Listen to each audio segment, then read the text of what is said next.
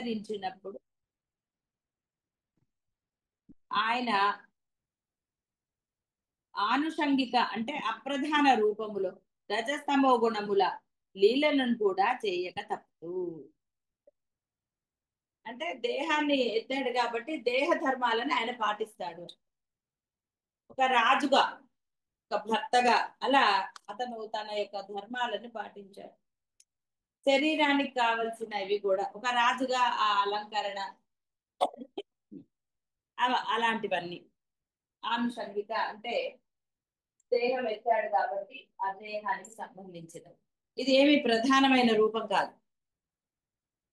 దేహాలన్నీ నశించేవి. నశించినప్పుడు అది ప్రధానమని ఎలా అంటారు? అవతారమైనా కూడా ఒక ప్రయోజనం కోసం వచ్చారు కాబట్టి దేహమే, అది కూడా రమణ మహర్షిదైన దేహం అప్రధానమే, అది నశించేది, అందుకే అది నశించేది. మరి నిజంగా శరీరాలు సత్యమైనవి అయితే ఆ పరబ్రహ్మమే కృష్ణ రూపంలో వచ్చినప్పుడు ఆ దేహం నశించకూడదు. కానీ ఆయన కూడా తన ధర్మాన్ని పాటించాడు. ప్రపంచంలో ఏదైనా సరే నశించేదే అని తాను రూపమెత్తినా కూడా తన దేహాన్ని నశింపచేశాడు. అంటే ఈ అర్థం ఎక్కడ తీసుకోవాలి అంటే మనం కూడా ఆ పరమాత్మ స్వరూపులమే, కాకపోతే ఆ లక్షణాలతో జీవించటం లేదు కాబట్టి జీవుడిగా మరణించి మరలా జన్మలు పునరపి జననం పునరపి జరుగుతాయి. ఈ సూక్ష్మాన్ని బాగా అర్థం చేసుకున్న వాడికి వేరే బోధలతో పని లేదు. అంటే పరమాత్మ కూడా చూపించాడు మనకి అన్న భావన ఉంటే. లేదు ఆయన కేవలం అవతార పురుషుడండి, ఆ రాక్షసులను చంపడానికి వచ్చాడు అని మెట్ట వేదాంతం అంటారు. దీన్ని అనుకునేవాడికి ఏమీ చెప్పలేం. ఎందుకు ఇందాక చెప్పిన వాడిలాగా అతను గొల్లవాడే అంతే. ఎందుకంటే వాళ్ళకి దానికన్నా మించిపోవడానికి ఇష్టం ఉండదు. ఎందుకంటే ఈ బాహ్యాన్ని వదలాలి అంటే, డబ్బు సంపాదించకూడదు అంటే ఎంతటి బాధ. బాహ్య సుఖాలు అనుభవించకూడదు, ఐడెంటిటీ ఉండదు, అందరికీ అందరితో వినయంగా ఉండాలి. ఇవి చాలా కష్టమైన పనులు. వాళ్ళు వాళ్ళు చెయ్యలేరు అవి. అంటే చెయ్యలేరు అంటే అర్థము చెయ్యడానికి వాళ్ళకి ఇష్టము లేదని అర్థం. కాబట్టి ఏవో సాకులు చెప్పుకుంటారు రకరకాలుగా. బ్రహ్మం మీద విరక్తి, వాక్యం మీద విరక్తి రావాల్సింది ఆ బ్రహ్మం మీదే విరక్తి పుట్టింది. ఏం చేస్తాం? లోకో భిన్న రుచి, పుండ్రెకో బుద్ధి జీవహో రుచి అనలేదు. చేది ఇష్టమైన వాళ్ళు కూడా ఉంటారు కదా. ఆ విధంగా ఒకడు ఇలా అంటే ఒకడు అలా అంటే, కాబట్టి ఏదైనా సరే తాను దేహం ఎత్తినా అది కూడా నశించేదే అని ఆయన నిరూపించారు. అంటే ఈ దేహంతో నువ్వు ఎంతటి ఆనందాన్ని పొందవచ్చో, అందుకే చిన్నపిల్లలు మట్టి కూడా ఆనందంగానే తింటారు. జ్ఞానం వచ్చిన వాడు తింటాడా? మరి ఆయన జ్ఞాన స్వరూపమే. పుడుతూనే నేను బ్రహ్మం అన్నాడు, అన్ని చూపించాడు. ఇప్పుడు అక్కడ ఆయన బాలుడు అని నువ్వు అనడానికి లేదు. బాలుడు కాబట్టే తిన్నాడేమోనండి అని, అదే మళ్ళీ దాన్ని మూర్ఖత్వమే అనాలి. ఎందుకంటే ఆయన పుడుతూనే ఆయన మట్టి తినే లోపల ఎన్ని చూపించాడో అందరికీ తెలిసిన విషయం, ఆయన లీలలు. అందుకే ఆయనవి లీలలు. అంటే ఈ విధంగా వినాశము తప్పదు. సాధువులను రక్షించుట కొరకై అసాధువుల వినాశము తప్పదు. దాని కొరకై రజోగుణం అవసరమే. రజోగుణము లేనిదే వినాశ కార్యము సిద్ధించదు. ఎక్కడి నుంచి వస్తుంది రజోగుణము? ఈ యొక్క సమాధానం శ్రీకృష్ణుని లీలలలోనే దొరుకుతుంది. ఆయన మట్టిని తినుటనే నెపముతో ఆ రజోగుణాన్ని చూపించాడు. పృథివి నుండి మాత్రమే ఏల తీసుకున్నాడు? దానిలో రహస్యము. పృథివికి మరి ఒక పేరు భూమి. భూ అంటే సత్తా, ఉనికి అనే అర్థం. ఆయన సత్త నుండి మాత్రమే రజస్సును సంగ్రహించినాడు. సత్త నుండే రజస్సు పుడుతుంది. ఈ రజోగుణమును అంటే అది ఒక లీలకి చూపించినప్పుడు అది రజోగుణంగా చూపించారు. ఇంకా సంహారాలు అవన్నీ కూడా రజోగుణమే. అందుకే బ్రహ్మలైనంత మాత్రాన్ని ఇంట్లో వాళ్ళని కోపడకూడదు, మంచి చెప్పకూడదు, నువ్వు పూర్తిగా ఇలా ఉండాలని ఏం చెప్పలేదు. అవసరమైనప్పుడు రజోగుణాన్ని చూపించాలి, ఎంతవరకు అంతవరకే. కృష్ణుడు చూపించినట్టుగా దాన్ని చూపించాలి. అప్పుడు మాత్రమే అవుతుంది. అర్జునుడు యుద్ధం చేయనంటే కూడా అర్జునుడు తమో గుణంతో చేయనని ప్రగల్భాలు పలికాడు. మరి యుద్ధం చేయమనేది పరబ్రహ్మమే కదా. కాబట్టి ఎప్పుడైతే ఏవైనా సరే బియాండ్ వెళ్ళినప్పుడు అది పిల్లల బంధువుల ఎవరైనా సరే నువ్వు కోపట్టంలో దోషమేమీ లేదు. ఎక్కడ చూపించాలో అక్కడ చూపించాలి. బ్రహ్మం అయితే ఇవన్నీ తెలుస్తాయి. బ్రహ్మం కానప్పుడు ఎలా తెలుస్తాయండి?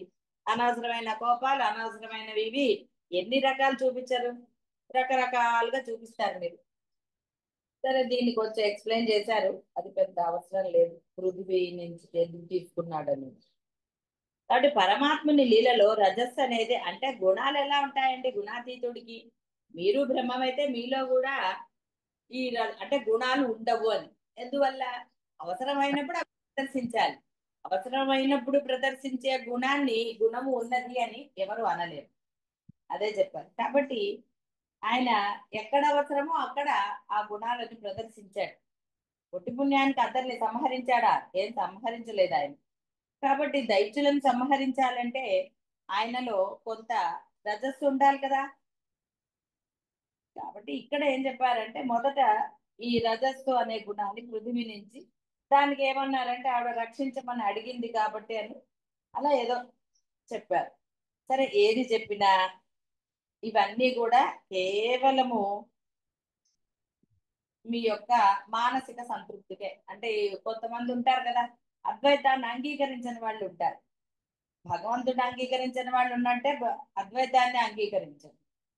ఆ అవతార పురుషుడు కృష్ణుడు ఆయన గురించి కొంచెం గొప్పగా చెప్పుకోవడానికో ఆయన ఇది వాళ్ళకు ఉపయోగపడతాయి ఇలాంటివన్నీ కూడా.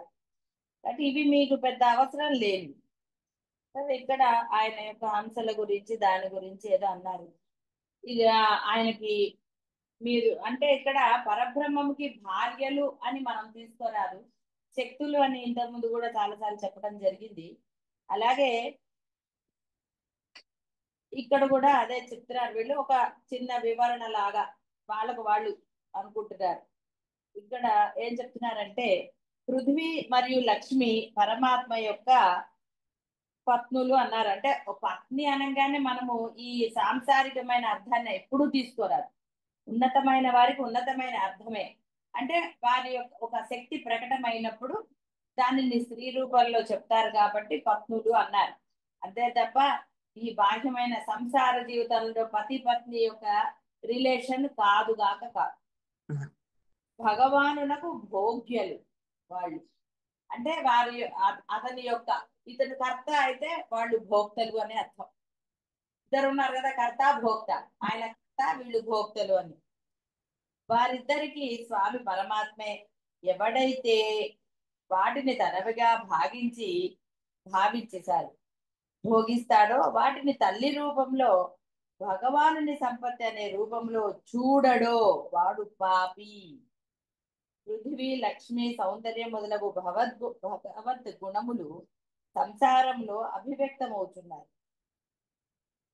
ఎవడైతే వాటిని తనవిగా భావిస్తాడో వానికి భగవాను అనుగ్రహము లభించదుగాక లభించదు.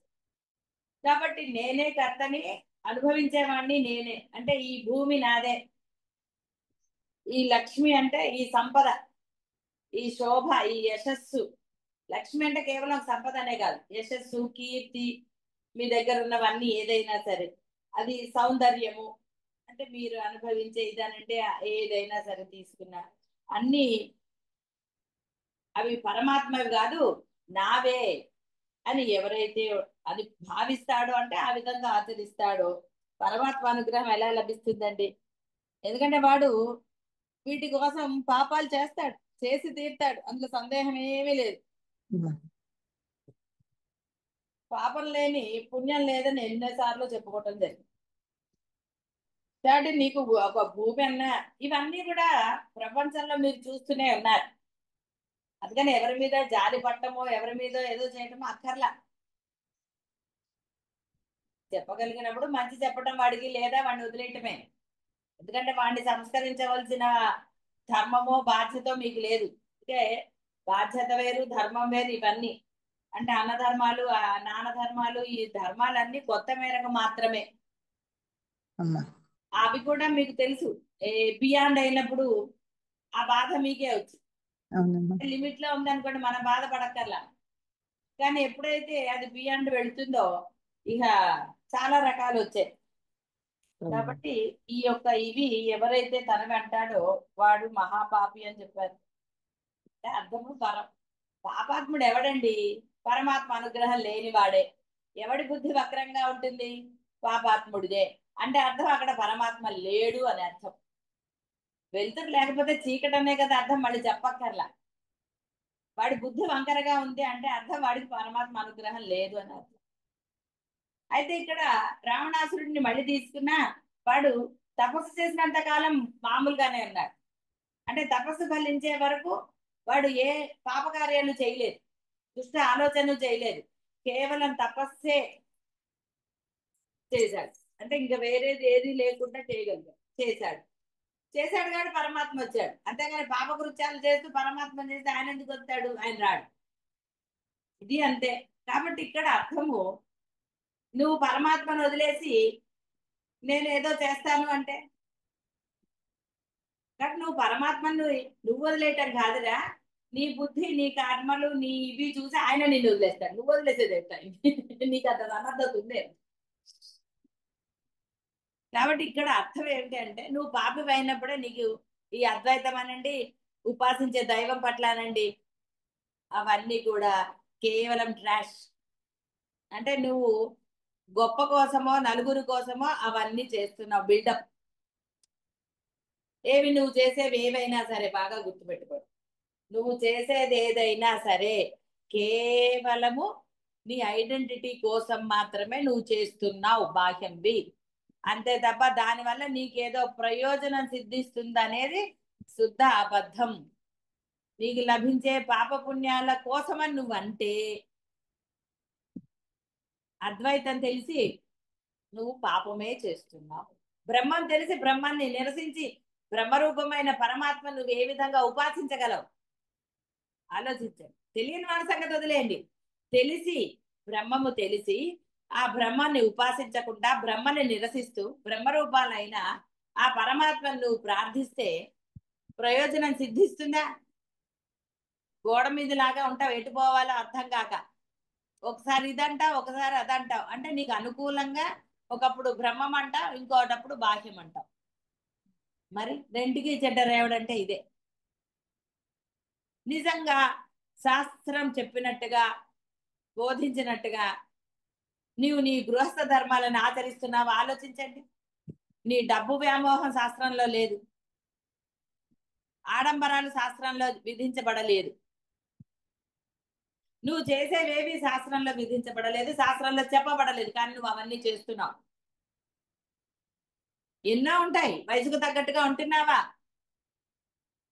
నీ ధర్మాన్ని నిజంగా నువ్వు అనుష్ఠిస్తున్నావా? నీ వల్ల ఎవరికి ఇబ్బంది కలగటం లేదా? ప్రశ్న వేసుకోండి. మీ వల్ల ఎవరికైనా ఇబ్బంది కలుగుతోంది, జాన్ పూచుకని అంటారు అంటే కావాలనే నీ ఆడంబరం కోసం ఇంకొకరు నువ్వు ఇబ్బంది పెడుతున్నావు అంటే అది ఏ విధంగా పుణ్యం అవుతుంది? నీ ఆడంబరాల కోసం, లేదా నువ్వు మంచి అనిపించుకోవటం కోసం ఒకరిని ఇబ్బంది పెట్టి చేసే దాన ధర్మాలు కానీ, ఒకరికి డబ్బులు ఇప్పించటం కానీ, ఒకరికి ఏదో వస్తువులు ఇప్పించటం కానీ, లేదా నీకు లేని నొప్పిని అనుభవించటం కానీ, ఏదో ఒకటి వాళ్ళతోటి సేవ చేయించుకోవాలి అని నువ్వు అనుకున్నప్పుడు నీ మనసులో భావన ఉన్నదా లేదా అది ఆలోచించు. నీ మనసులోని భావనే నిన్ను పుణ్యాత్ముడుగానో పాపాత్ముడుగానో చేస్తుంది. తెలిసి పాపం ఎందుకండి మరి? నీ ఓపిక ఉన్నది నువ్వు చేసుకో, వద్దనటం లేదు. ఓపిక లేదు, నాకు ఓపిక లేదని చక్కగా నిర్భయంగా చెప్పు, అప్పుడు నీకేం పాపం రాదు, నువ్వు పాపాత్ముడివి అవ్వవు. కాబట్టి వైరాగ్యం ఉన్నవాడికి, సహజ వైరాగ్యం ఉన్నవాడికి ఏ గోలా లేదు. కాబట్టి ఇంకో మిత్రుడు అన్నాడు, ఎందుకు ఇలాంటి వ్యర్థమైన ఆలోచనలన్నీ కూడా పరమాత్మ లీల, దాన్ని ఆనందించండి అన్నట్టు ఒక ఆయన. సరే, వెంటనే ఇంకోడు అన్నట్టు ఇంతకుముందు చేసిన వాడు, మరి ఎందుకు అబద్ధం చెప్పాడు అని అన్నారు. అంటే ఇక్కడ ఆయన లీలే. తిన్నాను అంటే తల్లి కొడుతుంది కదా, తినలేదు అంటే కదా నోరు తెరవమంటుంది. అది లీల. ఎలా అయితే శంకరులు మొసలి పట్టుకుందని అన్నారో, అంటే వాళ్ళు చెయ్యవలసిన భగవత్ కార్యాలు చెయ్యడానికి ఈ చిన్నది చేయడంలో దోషం లేదు. ఒకటి ప్రాణం నిలపడానికి అబద్ధం చెప్పడంలో దోషం లేదని శాస్త్రం చెప్పింది. వేదంలో కూడా చెప్పబడింది. మాన ప్రాణ అవమానంలో అనుకుంటే ఏదో చెప్పింది, అప్పుడు నువ్వు బొంకవచ్చును అని. కాబట్టి ఇక్కడ కూడా తన యొక్క విశ్వరూపము తల్లికి చూపించాడా, మనకి చూపించాడా, అక్కడున్న తన ఫ్రెండ్స్ కి చూపించాడా, అవన్నీ ఎవరి బుర్రకు అర్థమైతే వాళ్ళకి. అందుకని అలా చెప్పాడు. మళ్ళీ తల్లికి మాయ కమ్మేసింది తన పుత్రుడే అన్న, ఎందుకంటే ఇంకా బోళ్ళు లీలలు చెయ్యాలి. ఇప్పుడు ఆయన పరమాత్మ అని ఆవిడ అలా పెట్టు కూర్చుంటే తర్వాత కథ నడవాలి కదా. చూపించడం మడుగు చూపించాడు. తర్వాత ఎప్పుడు చెప్పాలో తల్లికి ఆ యొక్క, అంటే ఆ మెచ్యూరిటీ అనండి, అంటే తన యొక్క సాధన సిద్ధించాక ఆవిడకి అర్థమైంది, అయ్యో నాకు ఆయన ఎప్పుడో చూపించాడు కదా అని అప్పుడు గ్రహించింది యశోద. ఎందుకంటే వాళ్ళకి జన్మరాహిత్యం ప్రసాదించినప్పుడు మాత్రమే తన యొక్క మహత్వం అని అర్థం అవ్వాలి. కానీ ఇప్పుడు మీకు కూడా జన్మరాహిత్యం అనే దానికి మీరు ప్రయత్నం చేస్తేనే ఈ అద్వైతం అనేది అద్భుతంగా ఉంటుంది, ఆచరణలో పెట్టగలుగుతాను. పెడితే దొరుకుతుంది, సందేహం లేదు. పెట్టట్లేదు అంటే అర్థము బ్రహ్మనీతిలో లేదని కాదు అర్థం, బ్రహ్మనీతిలో ఉన్నది కాబట్టి మీకు ఈ యొక్క అద్వైతం తెలియబడింది. బ్రహ్మనీతిలో ఉన్నది, కానీ మీరు ప్రయత్నం చెయ్యనప్పుడు ఆయన రాత మార్చలేడండి. ఆయన రెండు రాతలు రాస్తాడు, బాహ్యం ఒకటి బ్రహ్మం ఒకటి రాశాడు, ఆయన రెండు రాశాడు. ఒరే నువ్వు ఈ ప్రయత్నం చేస్తే ఇగో ఈ అత్యున్నతమైన స్థాయి పొందుతాం, చేయలేదనుకో ఇది పొందుతాం. భాగ్యం అంటే మళ్ళీ జన్మలే పొందుతాం. ఇక్కడ మళ్ళీ వేరే ఆప్షన్స్ లేవు. నీకు అవకాశం ఇచ్చానే, అందరికి ఇచ్చాడా? ఏమి ఇవ్వలేదు. కానీ సత్సంగంలో ఉన్న వాళ్ళకి అవకాశం ఇచ్చాడు, పరిస్థితులు అనుకూలంగా చేశాడు. అయినా చెయ్యకుండా మీనమేషాలు లెక్క పెడితే రెండోది అప్లై చేస్తాడు, అంతే కదండి. అమ్మా మీరు ఆఫర్ ఉన్నప్పుడు వెళితే ఆఫర్ని పొందొచ్చు. అప్పుడే చూసుకుంటారు కదండి కొంతమంది, అవసరం అంటే సరే కొనుక్కోవాలి చూద్దాం ఆఫర్లు ఇస్తాడేమో అని వెయిట్ చేయరు, వెయిట్ చేస్తారు. వాళ్ళు ఆఫర్ వచ్చినప్పుడే అంటే లాభం పొందుతారు. ఇప్పుడు పరమాత్మ నీకు ఆఫర్ ఇచ్చాడు, ఈ ఆఫర్ ఎప్పుడు ఎండ్ అవుతుందో నీకు తెలియదు. ఆఫర్ ఎండ్ అయ్యాక నువ్వు ఏడిస్తే మటుకేం లాభం? ఆఫర్ ఇచ్చినప్పుడు దాన్ని యూజ్ చేసుకో. కొంత కష్టం అని నువ్వు అన్నా సరే, కష్టపడైతే కష్టపడి వెళ్ళట్లేదండి షాప్ వరకు, ఆన్లైన్ లో చేయాలన్నా బుక్ చేయాలి కదా, డబ్బులు ఉండాలి కదా. ఏదో ఒక చిన్న కష్టం లేకుండా నువ్వు ఎలా పొందుతావు? ఒకవేళ ఆన్లైన్ లో కన్నా బయటనే ఎక్కువ ఆఫర్ ఉందంటే కష్టపడి వెళ్ళరండి, తిండి మానేసైనా వెళ్ళిపోతారు. అదే చెప్తున్నాను. కాబట్టి ఇక్కడ ఆయన అబద్ధం చెప్పలేదు. తన యొక్క ఆ అంటే తాను పరబ్రహ్మమే, అన్యము కాదు అని నిరూపించడానికి ఆయన లీల చేశారు. ఇంకా ఎక్కడన్నా ఎవరికన్నా అనుమానాలు ఉన్నా, అంటే ఈ మనం చదువుతామని తెలుసు కదా ఆయనకి, తర్వాత ఈయన లీలలు ఉంటాయి తెలియదు ఆ బ్రహ్మకి తెలుసు. అయితే వేదం ఎందుకు వచ్చిందండి ఆయన గురించి అంటే ఆయనే కదా వేదం మనకి ఇచ్చాడు, అది ఎక్కడి నుంచి వచ్చి అపౌరుషేయాలన్నారు, ఎవరు చెప్పింది కాదు, వేదం తనంత తానుగా ప్రకటమైంది. అంటే బ్రహ్మమే తనకంటే భిన్నముగా తగిన లేదా ఉపభోగించదగిన వస్తువు ఉన్నప్పుడు అతడ ఆస్వాదనము లేక ఉపభోగము ఉండు. కానీ ప్రస్తుతం శ్రీకృష్ణుని కంటే భిన్నముగా మరి ఒకటి ఏది ఉన్నది? అది తల్లికి తెలియదు, ఇక్కడ బోధలో కాబట్టి మనకి చెప్తున్నారు అని అక్కడ అర్థమైందనే భావిస్తున్నాను నేను మీకు. అక్కడ ఆ సూక్ష్మం శ్రీకృష్ణుని యథార్థ స్వరూపం తెలిసిన వారికి ఈ చరాచర జగత్తంతా ఆ పరమాత్మ స్వరూపమే, ఆయన కంటే భిన్నముగా మరి ఒక వస్తువు ఏది ఈ ప్రపంచములో లేదు. భగవత్ రూపం అఖిలం నా అన్యత్ అస్తి ఇహ కించన. మట్టి రూపంలో కూడా ఆ చిత్స్వరూపుడే ఉన్నాడు. మట్టిని తిన్న రూపంలో ఉన్న శ్రీకృష్ణుని భోక్తాన్ని చెప్పగలరా? ఏలైనగా తనకంటే భిన్నముగా భోగ్య వస్తువు ఉన్న సందర్భంలో మాత్రమే భోక్త ఉంటాడు. తనకంటే భిన్నముగా ఆస్వాదించదగిన వస్తువు ఉన్న చోట మాత్రమే ఆస్వాదకుడు. ఎక్కడ అంతా ఒక్కటి అయి ఉన్నదో అతడ భోక్త అనే శబ్దం యొక్క ప్రవృత్తి గాని భోక్తృత్వం యొక్క ఆరోపణ గాని ఘటిల్లదు. అంటే ఎలా ఉంటుంది? కర్త భోక్త ఇద్దరు ఎక్కడున్నారు అక్కడ? కర్త తానే, భోక్త తానే. మీరు అంతే. అది మీకు అర్థం కావటం లేదు. నేను కర్తనని ఏడుస్తున్నారు. ఏం చేస్తారండి? ఊరికి నేను ఏడుస్తానంటే ఏడవమండి. అమ్మ నువ్వు ఏడవక్కర్లేదురా, నువ్వు పరబ్రహ్మ, నువ్వు నేనని ఆయన లీలలు చూపిస్తే సరే ఎప్పుడుదో కదా అది వేరే యుగం అండి అని అన్నారని పాపం ఈ యుగంలో శంకరులను తీసుకొచ్చారు, రమణ మహర్షిని తీసుకొచ్చారు, రామకృష్ణ పరమహంస అలా ఎంతో మంది జ్ఞానులను తీసుకొచ్చి నీకు చూపించారు. అయినా సరే నేనే కర్తను అంటే సరే ఏడైతే అన్నాడు. ఏం చేస్తాడు మరి? మీరు ఏడుస్తాను మొర్రో, ఇంకా నాకు ఐడెంటిటీ కావాలి. ఎన్నేళ్ళు వచ్చినా ఐడెంటిటీ కోసమే తపన. దేనికండి ఆ తపన? ఏమిటి నీ ఐడెంటిటీ? దేనికోసం నీ తాపత్రయం? ఏమిటి సంపద? ఎంత సంపాదిస్తే నీకు తృప్తి? ఏం చేసుకుంటున్నావు? ఎంత తినగలుగుతున్నావు? ఎంత ఏది చేయగలుగుతున్నావు? ఎందుకు దాని మీద వ్యామోహం? ఏదో ఏదో ఏదో చేసేయాలి. పోయిన వాళ్ళందరికీ ఏమిటిందండి? నీ పూర్వస్తులందరూ కూడా మరణించారు. వాళ్ళు గొప్పతనం నువ్వేమైనా చెప్పుకుంటున్నావా? ఎంత మేరకు వాళ్ళని నెప్పి తెచ్చుకుంటున్నారండి? ఇవన్నీ కూడా హాస్యాస్పదాలే. మరి ఎందుకండి తాపత్రయం? ఎందుకు వచ్చిన ఈగోలు? ఎంతటి అహంకారాలు ఒక్కొక్కళ్ళకి. దేవుడి దగ్గర కూడా అహంకారమే. దేవుడి దగ్గర అయినా వినయంగా చేస్తారండి? ఏం చెయ్యరు. అబ్బాయి వాళ్ళు ఏం చేస్తారులే, నమస్కారం చేశాక చాలే అనిపిస్తుంది. ఈగో కాదా అది? అహంకారమే కదా.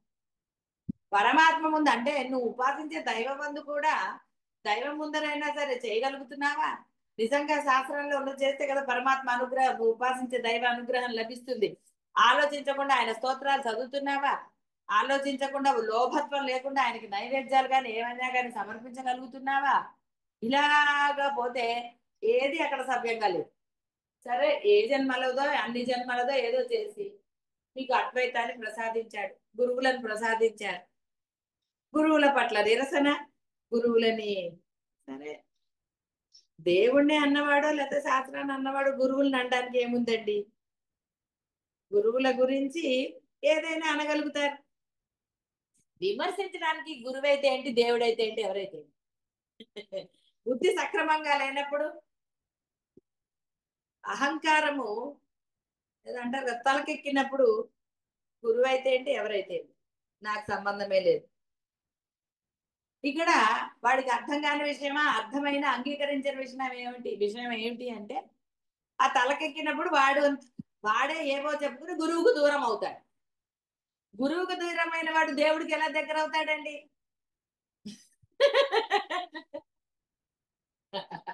అవకాశమే లేదు కదా. లేదు. అవకాశం వాడు అనుకుంటాడు అంతే. ఎందుకంటే వీడు ఇది అనుకున్నాడు, గురువుని విమర్శించాడు, లేదా గురువు అని ఉన్నాడు కాబట్టి వాడు గురువుకి దూరం అయిపోయాడు అంతే. అయితే అంతటి దూర్వాస మహాముని కథ అవన్నీ ఎందుకు వస్తాయండి? ఇవన్నీ నీకు అర్థం కావడానికే. దీపకుడి కదా, ఇవన్నీ వస్తాయా? ఏమీ రావు. ఇన్ని చదివినా కాబట్టి పాపం ఎక్కడో లేదురా, నీలోనే ఉన్నది. అన్యంగా ఎక్కడుంది? మట్టి రూపంలో కూడా ఆ చిత్ స్వరూపుడే ఉన్నాడు. మట్టిని తిన్న రూపంలో ఉన్న శ్రీకృష్ణ పరమాత్మ భోక్త ఎలా అవుతాడు? తనకంటే భిన్నముగా భోగ్య వస్తువు ఉన్న సందర్భంలో మాత్రమే భోక్త ఉంటాడు. తనకంటే భిన్నంగా ఆస్వాదించదగిన వస్తువు ఉన్న చోట మాత్రమే ఆస్వాదం. ఎక్కడ అంతా ఒక్కటై ఉన్నదో అచట భోక్త అనే శబ్దం యొక్క ప్రవృత్తి గాని భోక్తృత్వం యొక్క ఆరోపం గాని ఘటిల్లదు. ఇందువలననే ఆత్మ యొక్క దృష్టిలో గాని పరమాత్మని దృష్టికోణంలో గాని భోక్తృ భోగ్య భావము లేదు. శ్రీకృష్ణుని దృష్టికోణంలో భోగ్యమునకు మరియు భోజనమునకు సత్తయే లేదు, అంటే ఉనికి లేదు. అందువలనే తాను మట్టి తినలేదని ఆయన చెప్పాడు. చూసారా ఇంకో సూక్ష్మం. కాబట్టి పరమాత్మ అసత్యం ఆడలేదు. మనం లీల అని చెప్పుకున్నాం, కానీ అది కూడా కాదని నిరూపించారు. అంటే మీకు అది అర్థమైతే ఇది అర్థమవుతుంది కాబట్టి మొదట అది చెప్పడం జరిగింది. అంతగా చక్కగా అబద్ధం ఆడితే అబద్ధం ఆడలేదు ఏంటంటే అంటారు కదా. మరి పరబ్రహ్మను గుర్తించిన వాడికి ఆయన అబద్ధం చెప్పాడని ఎలా అంటారు? అందుకనే శంకర్లు ఇది చెప్పవలసి వచ్చింది.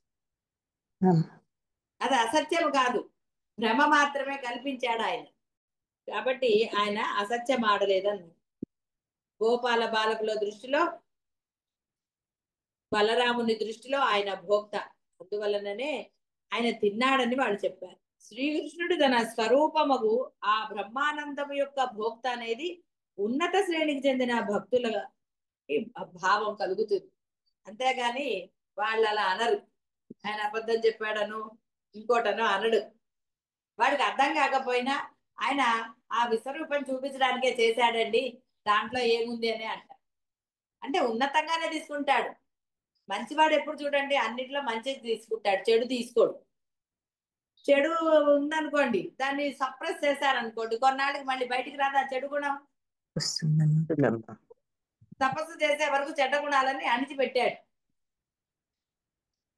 అందుకనే పరమాత్మ తను చేయవలసిన వరం ఇచ్చేటట్టుగా ఇచ్చాడు, ఎలా నశింపజేయాలో కూడా అలాగే చేశాడు. లేకపోతే వాడు మనుషులను ఎందుకు వదిలేశాడండి, కోతులను ఎందుకు వదిలేశాడు? అది పరమాత్మ లీల అక్కడ. అది అర్థమైతే ఏమిటండి ఈ దేవుడు అసలు రావణాసురుడికి ఎందుకు ఇచ్చాడు వరాలు అని ఎవడు అండు. ఆయన నువ్వు చేసిన దానికి తప్పకుండా నీకు ఇస్తాడు. నీ ప్రయత్నానికి తగ్గ ఇది ఇవ్వట్లేదు. నువ్వు గుళ్ళో వెళ్ళి ప్రదక్షిణాలు చేసి పొర్లు దండాలు పెడితే నీకు వరకు తీర్చలేదు పాపం. ఆయన అంటాం ఎందుకు, నువ్వు పరమ దుర్మార్గుడివే అయినా సరే. నువ్వు ఎన్ని చేసినా ఎన్ని చేసావో నీకు తెలీదా? తెలుసు. అయినా నీకు అద్వైతం గురించి చెప్పబడలేదా? ఇన్ని చెప్పబడినా సరే ఇంకా మళ్ళీ పరమాత్మ టాట్యూట్ అంటే ఎవడేం చేస్తాడండి, వాడి కర్మది. గోపాల బాలకుల దృష్టిలో ఏది సత్యమో అది శ్రీకృష్ణుని దృష్టిలో సత్యము కాదు. శ్రీకృష్ణుడు భోక్త అని వాళ్ళు చెప్పుకుంటారా, తాను భోక్త కాదని శ్రీకృష్ణుడు చెప్తారు. ఈ మాటలు ఎవరికి? మాత అనగా ప్రమాత మాత్రమే ఈ మాటలు వినుటకు అధికారి. ఇందువలననే అమాయకులకు గోపాల బాలకుల దృష్టిలో నేను భోక్తననుట సత్యమే అయినా తత్వదృష్టితో పరిశీలించినచో నేను భోక్తనగుట అసత్యం అనే అర్థమును కూడా శ్రీకృష్ణుని వచనమునకు సూక్ష్మం చెప్పవచ్చు. ఒకటి అర్థమైతే రెండోది బాగా అర్థం. ఒకటే అర్థం కాకపోతే రెండోది ఎలా అర్థం అవుతుందండి? స్టవ్ వెలిగించడమే తెలియపోతే వాడు ఏం వండుతాడండి? ఉండాలి. స్టవ్ వెలిగించడం తెలిస్తే తగ్గించడాలు ఎక్కించడాలు తెలిస్తే వంట తర్వాత అమ్మా. ఎక్స్పెరిమెంట్లు చేయొచ్చు. అసలు ముందే స్టవ్ వెలిగించకపోతే ఏమీ చేయలేదు. దృష్టి భేదమును అనుసరించి ఈ రెండు వచనములు సత్యములే. ఈ మాట కేవలం బ్రహ్మానంద రసాస్వాదనం అనే దృష్టిలో మాత్రమే చెప్పబడుతుంది. ఈ విషయం అందరికీ తెలిసే ఉండాలని మనం అనుకోరాలి. ఎవరికి సర్వాత్మ జ్ఞానము కలగదో, అంటే కలగలేదని అర్థం, అంటే వాడికి లేదు. అంటే ఈ బెట్ట వేదాంతాలు ఇవన్నీ కూడా ఎవరికి ఆత్మ యొక్క అద్వితీయత్వం అనుభవంకు రాలేదో, ఎవరి దృష్టిలో అధ్యస్థమైన లేని చోట ఉన్నట్లుగా ఆరోపించబడటం జరుగుతుందో, సకల జగత్తునకు అధిష్టానము బ్రహ్మ మాత్రమే కాదో, ఎవడు జగత్తంతని ప్రకాశింపజేసే స్వయం ప్రకాశ బ్రహ్మ జ్ఞానమును పొందలేదో వానికి ఈ ప్రహేళికను తెలుసుకునే సామర్థ్యము లేదు. దీని ప్రహేళికగా చెప్పేశారు. సూక్ష్మ అర్థం కావాలి కదా. అజ్ఞానంలో ఉన్నప్పుడు ఒక దేవాలయానికి వెళ్ళినా, ఒక పురాణం విన్నా, ఒక కథ విన్నా గురు ఎలా ఉందండి, వాళ్ళు అవతార పురుషులు, ఆయన దేవుడు కాబట్టి చేసేసాడు అంతే. అంతే తప్ప అసలు ఏమిటి అనేది ఎవరండి ఆలోచించారు? లేదమ్మా, ఆలోచించలేమ్మా. ఎవరు ఆలోచించలేదు. అది క్షేత్రము, అందరు వెళ్ళారు, మన పూర్వులు వెళ్ళారు, కొంతమంది వెళ్ళలేకపోయారు. అక్కడికి వెళ్తే ఏదో పుణ్యం వచ్చేస్తుంది, నా పాపాలు పోతాయి, లేదా కర్మ పోతాయి, ఏదో అలా ఒక బేరీజ్ వేసుకుని లాభ నష్టాల లెక్క పెట్టుకుని. ఇవి కూడా లెక్క పెట్టుకుంటారు కదా, ఏసీ రూములు ఉన్నాయా లేదా, లేదా అక్కడ కన్వీనియంట్ గా ఉందా లేదా, అంటే మన స్థాయికి తగ్గట్టుగా ఉందా, స్థాయికి తగ్గట్టుగా ఉంటేనే వెళ్తారండి. నువ్వు క్షేత్రానికి వెళ్ళిందే దేనికోసం? నీ స్థాయి తగ్గట్టుగానా, లేకపోతే పరమాత్మ కోసమా? పరమాత్మ. పరమాత్మ కోసం వెళ్ళు, నీకు అన్ని ఆయన అరేంజ్ చేస్తాడు. అమ్మా. రోడ్డు మీద ఉన్న బ్రహ్మాండం కంటే ఎంట రాకుండా చూస్తాడని. నువ్వు వెళ్ళక ముందే, పరమాత్మని ధ్యానించక ముందే నీ గోల నాకు అక్కడ అది కావాలి ఇది కావాలి అన్ని అనుకుంటే ఏమిటి, నీకు అక్కడ దేవుడు ఎక్కడ ఉన్నాడండి? అవన్నీ నువ్వు పొందవచ్చు, నీ దగ్గర డబ్బు ఉంది కాబట్టి. కానీ పరమాత్మని చూడగలుగుతావా? పరమాత్మ యొక్క రసాస్వాదన ఆనందాన్ని నువ్వు అనుభవించలేవుగాక, అనుభవించవు. ఎక్కడైతే నువ్వు పరమాత్మని గుర్తిస్తావో అహామి అహం అని నీకు లోటు రాకుండా. చూడలేదండి జాగేశ్వరం ఏ లోయలో పడితే ఏంటంటే గతి. వచ్చేటప్పుడు కానీ వెళ్ళేటప్పుడు, వచ్చేటప్పుడు వాడు మళ్ళీ డబ్బులు ఇమ్మని అక్కడ బస్ ఆపేసి గొడవ చేయలేదు. అమ్మా చేసి ఏం జరిగిందండి? మనకి ఏమైనా ఆపద జరిగిందా? పోలీసులు వచ్చారు వెనకాల ఎస్కార్ట్ అమ్మా అమ్మా ఫ్లైట్ ఎక్కే వాళ్ళకి, ఫ్లైట్ ఎక్కే వరకు కూడా. మరి అదంతా ఎవరు చేశాడండి? లేకపోతే ఎవడు పట్టించుకుంటాడండి ఆ ఢిల్లీలో? వాడు ఎంత చేశాడు అసలు? వాడి బుద్ధితో వాడు చేశాడు. ఎవరన్నా టెన్షన్ పడ్డారా? ఏదైనా మనసులో లేదండి. భయపడితే భయపడ్డారు. ఆ సర్లే ఆవిడ వచ్చి చూసుకుంటారని ఒక ధైర్యంగా అయితే ఉన్నారు కదా మాట్లాడకుండా. కానీ అవన్నీ జరిగాయా అంటే పరమాత్మ ఎలా నీకు సహాయం చేశాడు? ఎక్కడన్నా ఏదన్నా లోటు జరిగిందండి? భోజనం కూడా హాయిగా అక్కడికే వచ్చిందా? అసలు ఏది లోటు జరిగింది చెప్పండి? పరమాత్మ గురించిన చింతన ఉన్నప్పుడు నీకు లోటు జరిగినదా? జరగనే జరగలేదు, ఇప్పుడు జరగదు, నీకు ఇంట్లో ఉన్నా జరగదు. జరగదమ్మా. పరమాత్మే అని నువ్వు అంటే అన్ని నీ దగ్గరికి రావా? ఎందుకు రావండి? వస్తాయి. నువ్వు సాక్షిగా ఉండు, సర్వం సమకూరుస్తాడు. మహామ్యాహం అన్నాడు ఆయన. ఆయన ఏం అబద్ధాలు చెప్పాడు? ఇప్పుడు అసత్యం చెప్పాడా? చెప్పలేదు. భోక్త ఎక్కడున్నాడు? అందుకని ఆయన అబద్ధం చెప్పలేదు. అయితే కర్త భోక్త ఆయనే అన్న సంగతి వీళ్ళందరికీ తెలియదు కాబట్టి అది అసత్యము అంటారు. కాబట్టి అసత్యంకి ఒక చిన్న ఎగ్జాంపుల్ చెప్పి అసలుది చెప్తే ఇప్పుడు బాగా అర్థం అవుతుంది. ఎందుకంటే పూర్ణస్థితి పొందలేదు కదా ఇంకా మరి మీరు. అమ్మా. పూర్ణస్థితి పొందిన వాళ్ళకి ఇంత ఎక్స్ప్లెనేషన్ అవసరమా? లేదు. అదే చెప్తున్నారు ఇక్కడ. అది లేని వారికే ఈ గోలంతా. అర్థం చేసుకునే సామర్థ్యం లేదు. ఎవడైతే నిషేధ వృత్తిని పట్టుకుని కూర్చున్నాడో, నిషేధము కూడా ఎవని అంతఃకరణంలో వృత్తి రూపమగు ఆవరణము అయిపోయినదో వానికి ఇది అర్థం కాదు. శ్రీకృష్ణుడు ఇందువల్లనే మరి ఒక పద్ధతిలో కూడా తల్లిని సమాధాన పరిచయం. కాబట్టి తల్లి ఇంకా అజ్ఞానే. కాబట్టి తల్లికి అనుగుణంగా ఆయన చేశారు. పరమాత్మ అండి ఆయన లీలలు. ఇలా ఎందుకు అలా ఎందుకు అని ప్రశ్నించిన మీకు తృప్తి కలుగుతుందా ఆయన సమాధానం? ఎందుకంటే మీ బుర్ర ఒక దగ్గర ఫిక్స్ అయిపోయి ఉంది. ఫిక్స్ అయ్యాక మీరు ఎలా అంగీకరిస్తారండి? ఇంకా అంగీకరించి అలా ఎలా అవుతుందని ఇప్పుడు ఒక మిత్రుడు వాదించటం లేదు, ఆ విధంగా వాదిస్తారు. ఇప్పుడు బ్రహ్మం లేదని మళ్ళీ బాహ్యంలోకి పరిగెత్తలా? పరమాత్మ యొక్క ఈ లీల అన్వయించుకుంటే పరమానందంగా ఉంటుంది. కాబట్టి ఇక్కడ మీకు అర్థం కావాల్సింది అదే. కర్త భోక్త ఎవడు లేడురా, నేనే కాబట్టి నేను మట్టి తిన్న ఆనందంగానే ఉన్నాను అని ఆయన ఏదైతే చూపించాడో నీవు కూడా కర్త భోక్త నేనెందుకు అయ్యానో ఆ పరబ్రహ్మమే అని ఊరుకో. మట్టి తినక్కర్లా నువ్వు నిరూపించక్కర్లేదు. ఇప్పుడు నీ నోరు తెరిస్తే మట్టే కనపడుతుంది కానీ విశ్వం కనపడదు. ఎందుకంటే ఇంకా నువ్వు పూర్ణత్వం పొందలేదు కాబట్టి. నువ్వు పూర్ణత్వం పొందలేదు. అదొక లీలగా ఆయన చూపించాడు. ఒరే కర్త భోక్త నేనే కాబట్టి ఇక్కడ మన్ను అంటూ విడిగా ఎక్కడుంది లేదు అని. సరే ఆ సూక్ష్మాలు మీకు అర్థమైతే పరమానందాన్నే పొందుతారు. అదే ఇక్కడ కూడా చెప్పబడుతుంది. కాబట్టి ఎవరో కర్త ఉన్నాడు ఇంకోడు ఉన్నాడండి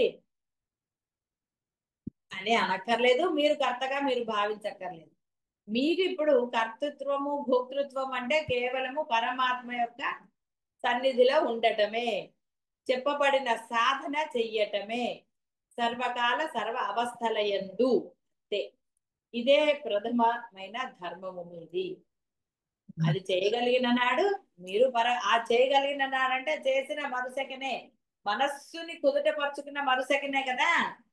అది ఎలా జనక మహారాజు లాగా కుదుట పడ్డ రెండో సెకనే రాముల వారికైనా ప్రహ్లాదుడికైనా ఎవరికైనా ఉపదేశము బోధ విన్న తర్వాత వాడి మనస్సుని వాడు నిశ్చయ బుద్ధి చేసుకున్నప్పుడు ఇహ కర్త ఎక్కడున్నాడండి? లేడు. కర్త లేడు కాబట్టి భోక్త లేడు. అలానే నీ ప్రాణం పోలేదు, నీ దేహం పోలేదు, నీ బంధాలు పోలేదు, ఏది పోలేదు. ఇంత క్లియర్ గా ఓపెన్ గా ఒరే బంధాలు అలాగే ఉంటాయి, అన్నీ ఉంటాయిరా, నీకేం బాధ ఉండదు, ఎంతో ఇదిగా ఉంటుంది అని చెప్పినా సరే ఠాట్ ఠాట్ అంటున్నారు.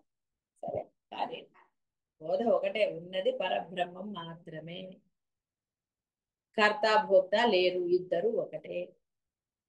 కాబట్టి ఇంకా కర్తను అనుకుంటారా? కాదు. కర్తను నేనే, భోక్తను నేనే అనుకుంటారా? ఉన్నది పరబ్రహ్మమే, నాతో సహా. అహం బ్రహ్మాస్మి, తత్వమసి అనే వాక్యాలను ఆచరణలో పెడతారో మీ ఇష్టం.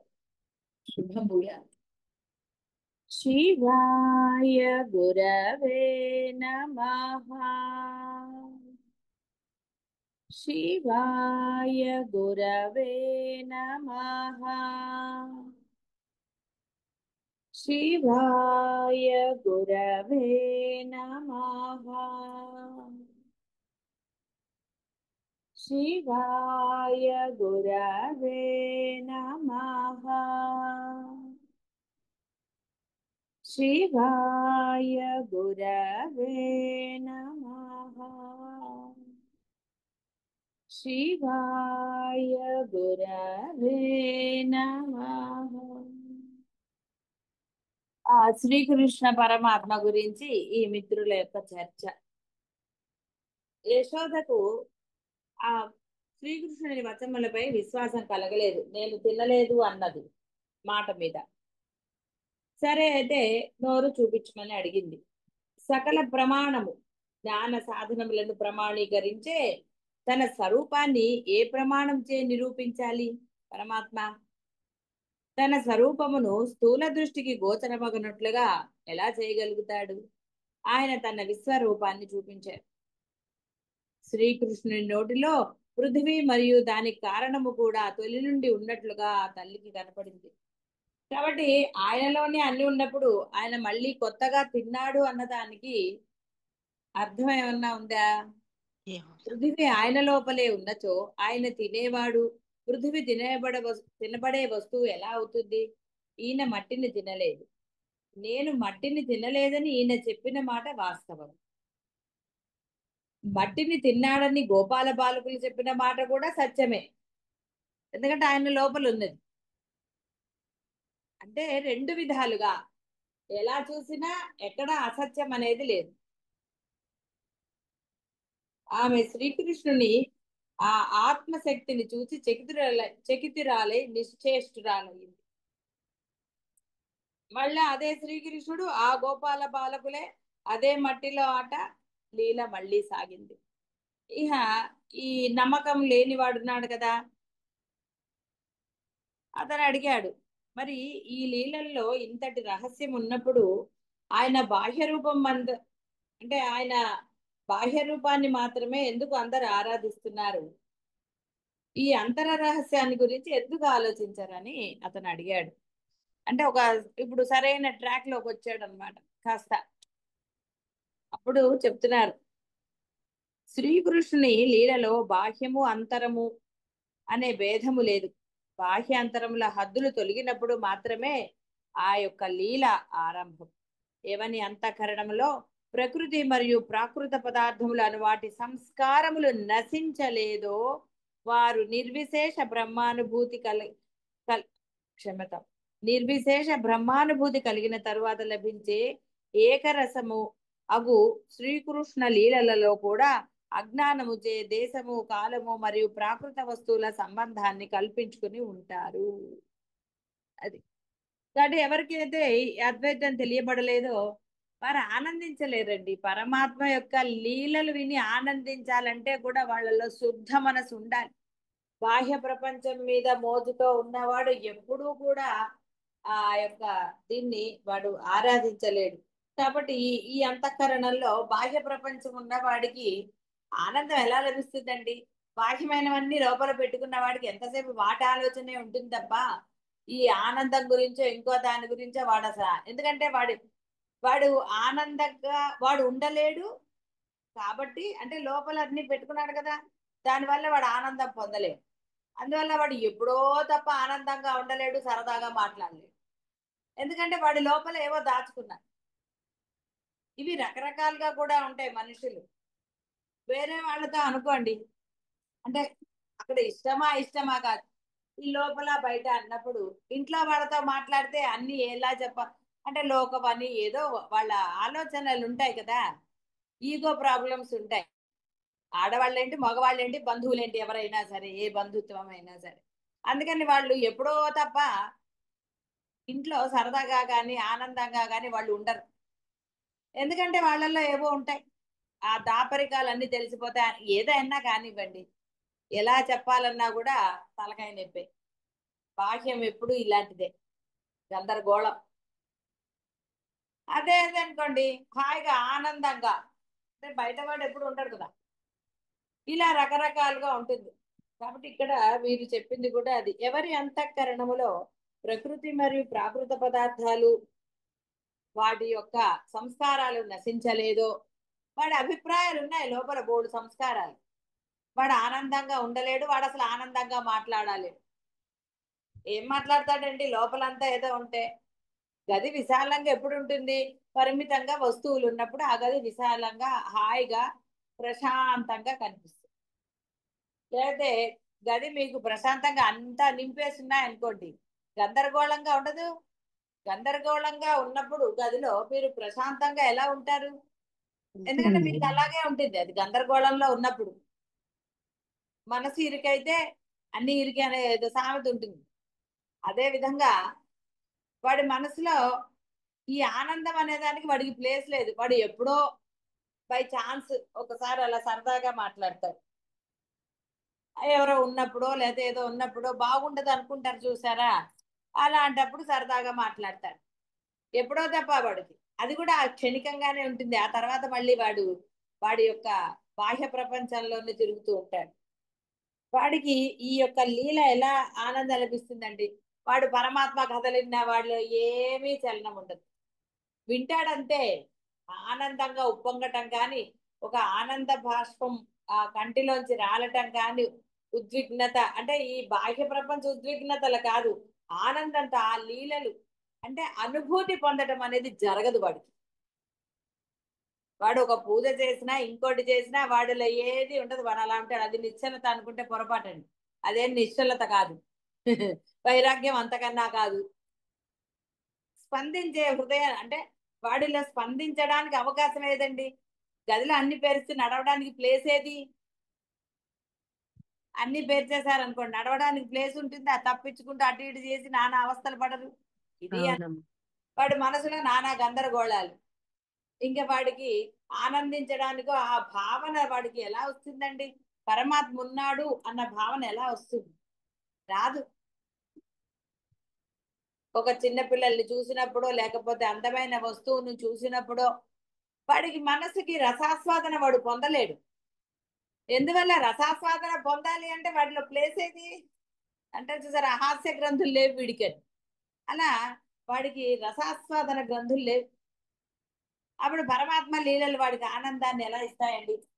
ఏమీ ఇవ్వలేదు. కాబట్టి వారు ఆ పరమాత్మలో కూడా, అందుకే కదా పరిగెడతారు క్షేత్రాలకో, లేకపోతే ఏమిటవి ఇంకా రకరకాలు వస్తాయి కదండి, పుష్కరాలని అవని ఇవని. వాటన్నిటికీ ఎందుకంటే పరిగెత్తడం ఇందుకోసమే. పరమాత్మని దేశానికి కాలానికి పరిమితం చేస్తారు కాబట్టి. దేశము అంటే తెలుసు కదా. నిజం చెప్పాలంటే ఏ భక్తునికైతే శ్రీకృష్ణుని ఆ చిత్ స్వరూప ఆనంద రూపం యొక్క లీల అనుభవానికి వస్తుందో, అట్టి భక్తుడు ఆ ఏకరసత్వాన్ని విడిచిపెట్టి బాహ్యాంతరముల తత్వముల గురించి కష్టపడి విచారము చేయవలసిన అవసరమే లేదు. చూసారా ఇంత ఆనందం ఆ కృష్ణ పరమాత్మ అలా వెన్న తింటూ కనపడిన, అలా పారాడుతున్నాడన్న, అసలు ఇది ఎంత అత్యద్భుతమైన అనుభూతి అండి. మన రమణ సన్నిధిలోగా కృష్ణ పరమాత్మ వస్తానన్నప్పుడు ఎంతటి ఆనందం. అలాగే ఆ నెమలి పింఛముల గురించినది ఎప్పటికీ ఆ అనుభూతి నిశ్చేష్టురాలు యశోదమాత అన్నట్టుగా అదొక తెలియని అది అనుభూతి. అంటే అందులో ఉండిపోవటమే. ఎలాగా ఆ కృష్ణ పరమాత్మ బుజ్జి కృష్ణుడు, ఆయనకి ఆ చిన్న నెమలికి ఎక్కడ దొరుకుతుంది? పెద్ద పెద్దవి తెచ్చారు, అవి ఆయనకి సెట్ అవ్వదు. అంటే చూడ్డానికి ఆనందం లభించటం లేదు. సరే మీరందరూ కానీ నాకు అసలు ఆనందం లేదు, ఏమిటి ఇలాగా కుదరట్లేదు అనుకున్నాను. అలా నేనేం ప్రయత్నాలు చెయ్యలేదు. చిన్నది దొరుకుతుందేమో అలానే అసలు ప్రయత్నమే చేయలేదు, అసలు ఆలోచన. సరే చూద్దాంలే ఏదో.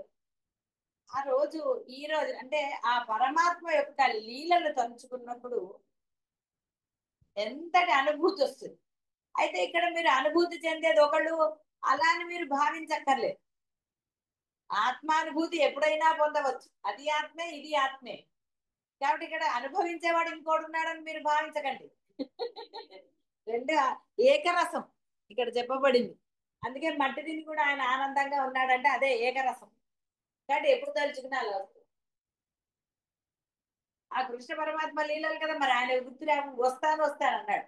ఇక్కడ అసలు వేరేది వద్దనుకున్నాను స్వామి, మళ్ళీ నువ్వు రావటం ఏంటి అని. ఆయన ఏమన్నాడు, నేను బ్రహ్మతత్వాన్నే కదా అన్నాడు. ఎందుకు ఆ చిన్న రూపంలోనే వచ్చాడంటే చిన్నప్పుడు ఆయన బ్రహ్మతత్వం చూపించాడు కాబట్టి ఇదంతా రాశారు, మీకు ఎప్పుడు చెప్పలేదు. అమ్మా ఆయన పుడుతూనే బ్రహ్మం కాబట్టి నేను అదే రూపంలో వస్తానన్న. సరేలే అన్న. ఈయన వస్తే ఆవిడ వస్తానంది. నువ్వెందుకు తల్లి అసలు ఈయనే వద్దంటే మళ్ళీ నువ్వెందుకు మాకు అక్కడ చాకరీలు చెయ్యొద్దు నీకు ఇవన్నీ అంటే ఆవిడ నేను వేరా అని అంది. నువ్వు ఉపాసించింది నన్నే కదా అని అంటారు. ఉపాస్య దైవము బ్రహ్మం వేరా కాదు, కాబట్టి నేను వస్తాను. నేను బాల రూపంలోనే వస్తాను. ఎందుకంటే అద్వైతంలో ఉదాహరణగా చూపించేది బాల్యాన్నే. ఆ బాల్యావస్థలనే మీకు ఎన్నో చూపించడం జరిగింది. అద్వైతంలో వేరే ఉదాహరణ ఉండదు, ఎక్కువగా బాల్యావస్థనే చూపిస్తూ ఉంటారు. ఆ పరమానందాన్ని, పిల్లల్ని చూసిన ఆనందం పెద్దవాళ్ళని చూస్తే కలుగుతుందండి. లేదమ్మా. కలగదమ్మా. కలగని వాళ్ళకి ఎవరిని చూసినా కలగదు. ఆ పిల్లల్ని చూస్తే ఆనందం, అందుకనే పిల్లల రూపంలో వచ్చారు వాళ్ళు. అంతేగాని వాళ్ళు వేరే రూపంలో రాలేదు అసలు. అమ్మా సరే మీరు ఎట్లా వస్తే అట్లా రండి అన్నాను. నేనేమి వాళ్ళకి ఇలా చేయండి అలా చేయండి, అలా అత్యద్భుతంగా వాళ్ళు వచ్చారు. మన పిల్లలు కాబట్టి వెళ్ళి తెచ్చుకున్నాం. అదంతా అదంతా ఒక పెద్ద అసలు ఒక అనుభూతికి అందరిది, మాటలకు అందరిది అంతే. అంటే ఆ విధంగా అలా జరిగింది. ఇక ఆయన ఆ నెమలిక గురించి చెప్పాలి అంటే ఆ రోజు ఇంకా అసలు కళ్ళ ముందు అన్నట్టుగా, అంటే ఆ అనుభూతి, ఆ ఒక రసాస్వాదన. ఆ గుడికి ఎలా వెళ్ళాను అంటే అది కూడా ఎవరికీ చెప్పలేదు. ఏమిటో అలా వెళ్ళిపోయాను, అలా కూర్చున్నాను. ఇక్కడ ఏదన్నా ఆలోచించాను అంటే అక్కడ ఏమీ లేదు. ఏముంది ఆలోచించాలి, దేని గురించి ఆలోచించాలి, ఏది లేదు, అలా కూర్చున్నాను. సరేలే అని ఆ చీపురు తీసుకుని ఊడవడానికి వెళ్ళినప్పుడు ఎంత చెత్త అక్కడ, మీ అందరికీ తెలిసిందే, కొత్త వాళ్ళకి తప్ప. అసలు దట్టమైన చెట్లు అవి. ఆ చెట్ల ఆకుల మధ్యలోంచి సూర్యకిరణాలు పడటం అనేది కష్టం. అత్యద్భుతమైన లీల. పరమాత్మ లీల అంటే అదే. ఒక చీపిరితో అంత చెత్త ఊడ్చినప్పుడు అసలు అంత చిన్న నెమలి ఇది కనపడటం అనేది మామూలుగా అయితే అసాధ్యం. అది అంత చిన్నది, మెరుస్తోంది అది ఆ యొక్క సూర్యకిరణాలు పడి. ఏమిటి మెరుస్తోందని ఇంకోసారి మళ్ళీ ఊడ్చేసాను, అంత పట్టించుకోలేదు, ఏదో మెరిసిందిలే అనుకున్నాను. అంటే అసలు అంత కింద అంత ఆకులు ఉన్నాయి, పైన దట్టమైన ఆ చెట్టు ఆకులు, ఆ మధ్యలోంచి సూర్యకిరణాలు పడ్డాయి. రెండోసారి మెరిసేసరికి ఏమిటి అని చూసేసరికి చిన్న నెమలికి ఎంత అంటే బాలకృష్ణ తనకి ఏది కావాలో తను తెచ్చుకుంది. నగలు అన్ని అలాగే చేసి ఒక్కొక్క నగ ఒక్కొక్క అత్యద్భుతమైన లీల. అలా అలా దొరికి అసలు నాకు ఇంకా ఇక ప్రపంచం గుర్తులేదు అసలు. ఏమిటి ఈ లీల, ఎంత చిన్నది అది. అందరు చూశారు కదా కృష్ణ పరమాత్మకు పెట్టిన ఆ యొక్క నెమలి పింఛాన్ని, అంత చిన్నది అసలు ఎలా దొరుకుతుంది. ఆయన లీల కాబట్టి అత్యద్భుతమైన లీల, తలుచుకుంటేనే. అలా పట్టుకుని ఆ సెల్లో అలా పెట్టేసుకుని పాడవకుండా ఎలా వచ్చాను. ఇంకా అక్కడంతా ఏం ఓడవలేదు, నేను వచ్చేసాను అంతే. వీళ్ళెవ్వరికి ఏం తెలియదు, ఏమిటో వెళ్ళింది వచ్చింది ఈవిడ ఎక్కడికి వెళ్ళిందో ఏదో అనుకున్నారు వీళ్ళు. అలా ఉండిపోయాను, అలా చూసుకుంటూ ఆనందిస్తా. ఆ తర్వాత వెళ్ళి తర్వాత వీళ్ళెవరికో చూపించినట్టు గుర్తు, చూపించానా లేదా డైరెక్ట్ గా పెట్టేశాను అనుకుంటాను కృష్ణుడికి. పెట్టేశారమ్మా. అదే పెట్టేశాను. అంటే నాకు అసలు అది చెప్పడానికి మాటలు రాలేదు. ఓ మైకంలో ఎలా ఉంటే అంటే ఒక తన్మయత్వంలో ఉన్నప్పుడు మాటలు రావు, అదో లోకంలో ఉన్నట్టుగా ఉంటుంది. అలా కొంతసేపటి తర్వాత ఎప్పుడో బాహ్య ప్రపంచంలోకి వచ్చాను నేను. వీళ్ళ అమ్మాయి ఏంటమ్మా అది ఇది అని అడిగినప్పుడు బాహ్య ప్రపంచంలోకి వచ్చాను. ఎటు వెళ్ళిపోయారమ్మా ఒక్కరు ఎందుకు మేము వచ్చేవాళ్ళం కదా అని ఏదో మాట్లాడుతున్నారు వీళ్ళు. అప్పటి వరకు అసలు నేను ఈహలోకం. అంటే ఎంత అత్యద్భుతమైన లీల చెప్పండి. ఆయన లీల కేవలం అప్పుడే చేశాడని మీరు అనగలరా? బ్రహ్మం ఎప్పుడైనా చేయగలరు, కలికాలంలో చేయలేదు. ఇంతకన్నా మించిన అద్వైతం ఎక్కడి నుంచి వస్తుందండి? ఇంకా మరి ఎందుకంటే ఆ బాహ్యాన్ని పట్టుకు వేలాడుతున్నారు ఎంత అత్యద్భుతంగా. ఈ రోజుకి ఇంకా నన్ను ఆపలేరు మీరు నేను చెప్పకుండా. అసలు అంత ఆనందం అది. ఆ లీల ఎందుకు చూపించాడు? ఆయనకు అవసరం ఏమిటి? ఇప్పుడు ఆ నెమలిక పెట్టుకోకపోతే ఏమన్నా అవుతుందా? కానీ తనకి తగ్గట్టుగా ఆ బాల్య రూపానికి తగ్గట్టుగా ఆయన ఎక్కడో మన చిన్నప్పుడు మౌక్తికం అని చదువుతాం కృష్ణ పరమాత్మ యొక్క శ్లోకాల్లో. అంటే ఆయనకి ముత్యములు ఇష్టం అని చదివాం మనం. నాకు మనసులో ఈ నగలు చేయించినా కూడా ఒక మంచి ముత్యాలు ఉండాలి ఆయనకి అని లోపల ఒక తపన ఉండేది. బంగారు వర్ణంలోనే ఉండాలి ఆ ముత్యాలు, అంటే స్పెషల్ గానే ఉండాలి తప్ప ఈయన అని ఏవి చూసినా నాకు ఎప్పుడు నచ్చేవి కాదు. ఆన్లైన్ లో చూసేదాన్ని ఏమన్నా ముత్యాలు మంచివి దొరుకుతాయా ఏమిటి ఎక్కడ అలా అని అన్నట్టుగా ఏదో అదా అలా. కానీ ఎక్కడా నాకు ఎప్పుడు నచ్చలేదు. కానీ లోపల ఈయనకి ముత్యం అంటే ఇష్టం అని అన్నారు కదా, సరే ఒక ముత్యాల హారం ఇద్దరికి వంతులు వీళ్ళిద్దరు సరే అలా ఉండాలి, ఆయనకు ఉంటే తనకి ఉండాలి. సరే ఆ రోజు అసలు ఇది కూడా అత్యద్భుతమైంది ముత్యాలు కూడా. ఆ బంగారం షాప్కి వెళ్ళాం ఏదో విష్ణు కొండని. మామూలుగా నేనేం పెద్ద ఆవిడ ఇంకో ఆవిడ కిరణ్ ఉంది కదా, కొంతమందికి తెలుసు కొత్త వాళ్ళకి తెలియదు. ఆవిడ వచ్చింది అంటే ఆవిడకి తెలిసిన షాప్ అని వెళ్ళాము ఆ బంగారం ఏదో కొనడానికి. సో ఆవిడ విష్ణు సెలెక్ట్ చేసుకుంటున్నారు, ఫైనల్ గా నేను చూస్తానని చెప్పి ఆ షాప్ చిన్నదే ఒట్టిగా అలా చూస్తున్నాం షాప్ లో ఏం పెట్టారని. అసలు ఎంత అద్భుతంగా ఆ ముత్యాలు అక్కడ కనపడ్డాయంటే అంత అద్భుతం. చూడగానే మనసు అక్కడ ఇవే కావాల్సినవి అనుకున్నాం. అంటే అసలు ఆ షాపుకి ఆ రోజు ఎందుకు వెళ్ళాము అలా. అది మన మురళి వాళ్ళ అమ్మగారు ఇచ్చారు ఒక జత బంగారం గాజులు వీళ్ళకి ఏమైనా చేయించమని. నేను మామూలుగా వేరే వాళ్ళ వస్తువులు అసలు చేతికి వేసుకోను, పిల్లలు అయినా కూడా అసలు చాలా అంటే అసలు వేసుకోను నేను కదా బలవంతారు.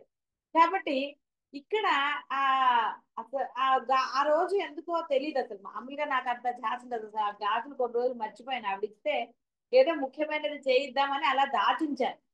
తర్వాత ఎప్పుడో ఏదో సర్దుతున్నప్పుడు గాజులు బయటపడ్డాయి. చూడండి కరెక్ట్ గా ఈ షాపుకి వెళ్లే ముందర ఓ 4 రోజుల ముందర ఎప్పుడో అనుకోండి. అని అవి అరే ఆవిడవి మనం ఇంకా చేయించలేదు, సరే చూడాలి ఏదో చేయిద్దాము, ఏదంటే అది చేయించలేదు నేను. ఆలోచించి అది అంటే ఆ మనసుకి ఆ తృప్తి కలగాలి, "Yes, ఇది పర్ఫెక్ట్ అని అనిపిస్తే తప్ప ముందుకు వెళ్ళలేదు. సో ఆ రోజు ఎందుకనో తెలియదు ఆ గాజులు వేసుకున్నాను. వేసుకోమని అంటే బంగారం కదా, ఏ పర్సు నాకు పర్సు అలవాట్లేదు అన్న సంగతి మీ అందరికి తెలుసు. విష్ణు దగ్గర ఉంటుంది పర్సు, విష్ణునే. నేను అసలు అవన్నీ క్యారీ చేయను. సో చేతికి వేసుకోమని ఏదో అదే ఎలా అంటే అలా జరిగింది అంతే. ఆ రోజు ఇప్పుడు ఇది మురళి వాళ్ళ అమ్మగారికి కూడా తెలియదు ఈ స్టోరీ, నేను ఎప్పుడూ చెప్పలేదు. ఇప్పుడు ఆవిడ ఉన్నారా? ఉన్నారమ్మా. ఆ వినండి. అంటే ఒక మంచి మనసుతో ఇచ్చినప్పుడు అవి ఎలా సద్వినియోగం అవుతాయి. అందరూ మంచి మనసుతోటే ఇచ్చారు కాదని కాదు. అందుకనే ఆ నగలు కూడా అంత సూక్ష్మంగా కూడా వాళ్ళు అంత బ్రహ్మాండంగా చేయగలరు. ఒక ఓంకారం గాని ఒక స్వస్తిక్ కానీ ఆ బ్రహ్మయ్య, అతని పేరు బ్రహ్మయ్య కదా, అంత బాగా చేశాడు అతను. ఒక తామర పువ్వు శ్రేష్టమైనది, అమ్మవారి లాకెట్ అలా వెతికి ఇచ్చి ఆ అతను చేశాడు. అతని పేరు బ్రహ్మయ్య అని గుర్తుకున్నాను. బ్రహ్మయ్యనమ్మా. బ్రహ్మయ్యనా? బ్రహ్మాచారి. బ్రహ్మాచారి అమ్మా. బ్రహ్మచారి. ఓకే ఆ, సరే, 2 అక్షరాలు కలిసాయి కదా పర్వాలేదు. అలా అతను ఎంత బాగా చేశాడంటే ఆ నెమలిక పెట్టుకోవడానికి ఆ 3 సెలెక్ట్ చేసింది నేనే అయినా చేయించింది ఆయనే అనుకోండి. అంటే అవి ఎంత బాగా వాళ్ళకి సెట్ అయిపోయాయి అంటే ఇంకా అందులో వేరేది ఏమీ లేదు. ఆ విధంగా ఆ తామర పువ్వు అనండి, ఈ స్వస్తికు, ఓంకారము, పిల్లన గ్రోవి, అది కూడా అది తర్వాత మళ్ళీ చెప్తాను. కృష్ణలీలలు వచ్చాయి మరి ఆ వాళ్ళకే కాదు మనకి కృష్ణలీలలు చూపించాడు ఆయన, అందుకని చెప్పుకోవటం ఒకసారి. అంటే ఇది చెప్పిన తర్వాత అయినా మీ మనసులు దృఢ సంకల్పాన్ని పొంది బాహ్య ప్రపంచంలో తిరుగాడకుండా ఉండాలని, అమ్మా. అందుకని చెప్తాం. ఇది కేవలం ఆ బ్రహ్మము. అంటే ఈ కలికాలంలో ఇప్పుడు కూడా ఆయన తన లీలలు, అంటే తాను ఉన్నాడు, తాను మాత్రమే ఉన్నాడు అన్న దానికి నిదర్శనం. సరే గాజులు వేసుకుంటే విష్ణు కూడా అన్నట్టు గుర్తు, నాకు ఏమిటమ్మా వేసుకున్నావని. అంటే వాళ్ళకు కూడా తెలుసు కదా నేను ఎప్పుడు వేరే వేస్తాను, అసలు వాళ్ళవే వేసుకోను నేను. వాళ్ళకి చేయించిన నగలు కూడా నేను ఎప్పుడు పెట్టుకోలేదు. ఏదైనా ఫంక్షన్కి వెళ్ళేటప్పుడు కూడా నేను ఎప్పుడు పెట్టుకోలేదు. పెట్టుకోమన్నా కూడా అవి మీవి, నేను ఎందుకు పెట్టుకుంటానని పొరపాటును కూడా ఒక్కసారి కూడా పెట్టుకోలేదు నేను. చూడటానికి కూడా పెట్టుకోలేదు. సో ఆ విధంగా ఆ రోజు గాజులు వేసుకుని వెళ్ళాను. అలా చూస్తూ ఉన్నప్పుడు ఇంకా అంతే అక్కడ వెంటనే అతన్ని పిలిచి ఈవెంత ఆయన అన్నాడు, ఇవి ఇక్కడ దొరకవమ్మా, అసలు చాలా కాస్ట్లీ ముత్యాలు ఇవి, ఆ ఒక్క గొలుసే ఉంది అని చెప్పాడు. నేనన్నాను నాకు అదంతా వద్దండి, ఈ ముత్యాలు నాకు ఇట్లా 2 గొలుసుల్లాగా చెయ్యాలి, ఇది ఎంత అవుతుంది ఏమిటి చెప్పండి అన్న. ఆయన ఏదో చెప్పాడు. సరే ఈ 2 గాజులు తీసుకోండి, చూడండి. అంటే ఆ లీల ఎలాగా ఆ గాజులు వేసుకోవటం వల్ల అదే ఏ పర్సులో పెడితే గుర్తుండేది కాదు. ఆ ముత్యాలు చూడగానే చేతికి ఉన్నాయి కాబట్టి తీసిస్తే ఆ మీరు అంటే నమ్మరండి, అతను ఆ గాజులు చూసి ఏమిటమ్మా ఇంత మంచి బంగారం ఈ రోజుల్లో దొరకదు, ఇది మారుస్తారా మీరు అన్నాడు. నేనన్నా ఇవి ఇవి నా కోసం కాదండి, పరమాత్మ కోసం, మరి స్వచ్ఛమైన బంగారమే కదా ఉండాలి, మీరు అదే బంగారంతో చెయ్యాలి ఈ గొలుసులు అని. ఈ అంటే ఆ ముత్యాల దండ ఎంత ఉందో సగం సగం చేసేయమన్నాను గుర్తు పెట్టి. అంతే వాళ్ళ మీద వదిలేసాం, పరమాత్మ చూసుకున్నాడు. చూసారు కదా అందరూ ముత్యాలు, పిల్లల మెళ్ళ ముత్యాలు అవి అమ్మా. అంత బ్రహ్మాండమైన ముత్యాలు. అమ్మా. అంటే ఆ ఇదంతా ఎలా జరిగింది మరి, అలా జరుగుతుంది. అది ఎలాగా అనే దానికి మాటలు లేవు అసలు. ఎలా ఏ కారణం చెప్తారు, ఏ సమర్థింపు చెప్పాలి ఇక్కడ, ఏదీ లేదు అసలు. అంతే అది జరిగింది. ఆ కృష్ణుడి యొక్క పిల్లన గ్రోవి కూడా వేరేగా ఉండేది, ఆ గోల్డ్ కలర్ లోనే చేతులకు అతికించబడి ఉంది. నాకు అలా ఆయనకి ఏదైనా వేలాడేసేటట్టు పెట్టాలి అలా అని ఏవో కోరికలు ఉండేవి. కానీ ఎలాగా అసలు ఆ రోజు ఆ వాళ్ళకి స్నానం పోసాము, ఏదో చేశాను ఇక్కడ చేసి, అప్పుడు ఇంకా ఈ పీటలు హంగామా లేదు ఇక్కడ. ఒక బేసిన్ మీద కూర్చోబెట్టాను బోర్లిచ్చి, ఆయన బుడింగిన ముందుకు పడ్డాడు. నేను అనుకున్నా బాబు ఇదేంటి ఇలా పడ్డావు నాయన, ఇప్పుడు నీకేమిటి అయిందని. అసలు అత్యంత అద్భుతంగా, నేను విచిత్రం అనను, అత్యంత అద్భుతంగా కేవలం మురళి ఒక్కటే ఊడింది. నేను ఇంకా ఆయన ముక్కు చితికింది అనుకున్నాను, ఏమీ అవ్వలేదు అసలు. కేవలం ఆ మురళి ఆ చేతుల మధ్యలో అంటుకున్నది ఊడొచ్చింది. చెప్పండి, కిందకేం పడలేదు, అక్కడే ఉయ్యాల మీదే పడ్డాడు. మా ఇంట్లో ఉయ్యాల చూసిన వాళ్ళకి గుర్తుంది కదా, ఉయ్యాల మీదే పడ్డాడు. ఆ బేసి మించి అంత ఎత్తు కాదు, కొంచెం ఎత్తే. అయినా ఇంకేదన్నా తగలాలి, ఏదైనా చెయ్యి, ఏదైనా జరగాలి, కానీ ఏమీ జరగలేదు, కేవలం అదొక్కటి ఊడొచ్చింది. చెప్పండి అసలు. అది పరమాత్మ లీల, బ్రహ్మం నేనున్నాను అని. అంటే ఆయనకి లోపల తపన అర్థమైంది. అందుకని అదేంటి మామూలుగా ఉంది, దానికి ఏం తగిలించలేము, ఏదైనా చూడదామన్నా కుదరదు. అప్పుడు వాళ్ళకి ఇచ్చి ఆ వేరే ముత్యాలు అలాగా చేయించి పెట్టాను ఆయన, ఆ యొక్క మురళిని అలా ఆయనకి చేసి పెట్టాను. మరి ఎంత చక్కగా సెట్ అయిందండి. చక్కగా చెవులకు కూడా ఒక ముత్యం వేలాడి తీయమంటే అన్ని ఆ అవి కూడా కొంచెం బంగారం రంగులోనే మంచి ముత్యాలు. నేను అదే చెప్పాను, మీరు డబ్బుల కోసం చూడొద్దు, మంచి ముత్యాలు పెట్టండి అన్ని ఆ చెవులకి. అంటే అన్ని మ్యాచింగ్లు వాళ్ళే చూసుకున్నారండి, మనకేం దిగులు లేదు. అంటే ఇదంతా ఎలా జరిగింది కాబట్టి ఈ అత్యద్భుతాలు కేవలం బ్రహ్మమే. మీరు అనుకుంటే అవుతుందా. బాబా ఆయన ఎన్ని తిప్పలు పడ్డాడో బ్రహ్మచారి అవి చేయడానికి. అంత చిన్నగా అంత చిన్నవి మంచి రాళ్ళు పెట్టండి, వేరేవి పెట్టద్దు మీరు, ఏం పర్వాలేదు మంచివే పెట్టండి అంటే ఆ బొట్టు బిళ్ళలు, కృష్ణుడికేమో యూ షేప్ లో, ఆవిడకేమో ఆ దోస గింజ. అసలు ఎంత అద్భుతంగా అంటే అది ఇంక అంతే, అది దానికి ఏమీ లేదు. వాళ్ళ రూపం ఇలా రావాలని నేను చెప్పలేదు వాళ్ళకి, చిన్న కృష్ణుడు ఇలా ఉండాలని చెప్పాను. బాలమ్మవారి ఫోటో పంపించారు, నేను అసలు అనలేదు ఇలా ఉండాలి అలా ఉండాలి అని. మీ వస్తానన్నది మీరు, మీరు ఎలా వస్తే అలాగా. అలా ఆ కృష్ణ పరమాత్మ లీలను ఇప్పుడు చూపించాడు. కాబట్టి అన్ని దేశానికి కాలానికి ఎలా పరిమితి చేస్తారండి? ఉయ్యాలలు అన్ని వాళ్ళే ఏర్పాటు చేసుకున్నారు. ఉయ్యాల అంటాడే, నేనన్నా మళ్ళీ ఈ ఉయ్యాల గోలు ఏమిటయ్యా, నేను రోజు బయటికి లే నాకు వాళ్ళతోటి. ఏదో వస్తానన్నావు సరే అన్నాము, అదే అయిపోయింది. సరే ఎలా వస్తానన్నది కూడా పెద్ద అద్భుతమే కదా. అవునమ్మా. ఎక్కడి నుంచి తేవాలి? అయ్యి బాబా ఇప్పుడు మళ్ళీ మధురం ఎక్కడికో ఏం వెళ్తాము అని. సరే లింగమూర్తి అని ఆయన అమ్మ కార్లో తీసుకుపోతాన్నారు. భలే ఉన్నావు లేవయ్యా, అంత కష్టపడా, ఎందుకు వస్తానన్నాడుగా, చూద్దాంలే ఆయన ఎట్లా వస్తాడో రాని, మనం ఎందుకు కష్టపడతామని. పక్కనే కుంభకోణం. ఎంత పక్కనండి అది, మనకి అసలు 3 గంటల ప్రయాణమో ఎంతో, అంతే, పెద్ద ప్రయాణం కాదు. అలాగా అంటే కుంభకోణంలో విగ్రహాలు తయారు చేస్తారన్నది విని ఉండవచ్చు గతంలో ఎప్పుడో, కానీ బుర్రకి తట్టలేదు కదా. కానీ కృష్ణుడు అప్పుడు చేశాడు.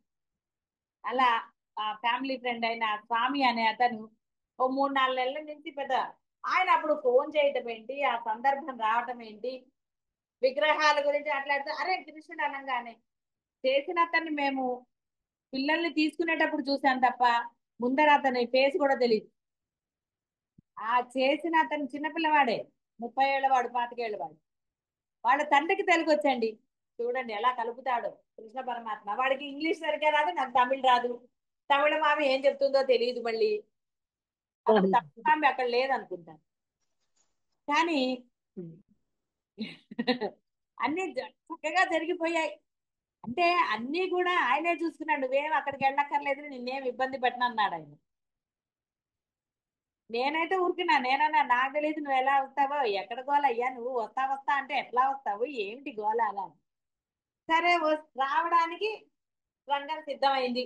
కుంభకోణం వాళ్ళకి చెప్పేశాం, ఎంతో చెప్పాడు, సరే అనేసా. డబ్బు వరదలా వచ్చింది, అది ఫిక్స్ అయిపోయింది. అసలు పెద్ద అడ్వాన్స్ కూడా తీసుకోలేదు అతను. సరే అనేసా, అయిపోయింది. అన్న తర్వాత ఉయ్యాలని అంటాడే, కృష్ణుడికి ఉయ్యాలైతే నాకు కూడా ఉయ్యాలే అంటుంది అమ్మవారు. ఏదో రమణ మహర్షిలాగా ఎందులోనో కూర్చోబెట్టేసి ఏదో అనుకున్నాం అసలు, వాటి అన్నిటి నుంచి తీసేశారు. ఆ ఉయ్యాల ఎలాగా?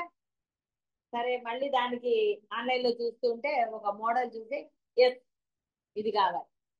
అప్పుడు అక్కడ కార్పెంటర్ ఉన్నాడు, అతను అన్నాడు అమ్మా ఈ మోడల్లో నేను చేసి పెట్టేస్తాను మీకు అన్నాడు. అంతే. మీ అందరూ కూడా అమెరికా వాళ్ళు అనండి, ఇక్కడ వాళ్ళు అనండి, విడివిడిగా పెట్టలేదండి ఎప్పుడు కూడా, మీరందరూ సమానమే. కానీ నేను ఎవరి డబ్బు దీనికి దానికి అని విడిగా పెట్టలేదు, మీరు అలా అనుకుని ఇచ్చినా అంతా ఒక కుప్పే, ఆ కుప్పలోంచే తీసి ఇచ్చాం. ఎప్పుడు కుప్ప ఒకటేనండి, విడివిడి కుప్పలు ఎప్పుడు పెట్టలేదు. గుడికి దానం చేసినా, ఎవరికి ఇచ్చినా, ఒక పెళ్లి కూతురికి దానికోసం ఇచ్చినా, దేనికోసం ఇచ్చినా వీళ్ళది వాళ్ళదని విడిగా పెట్టలేదు.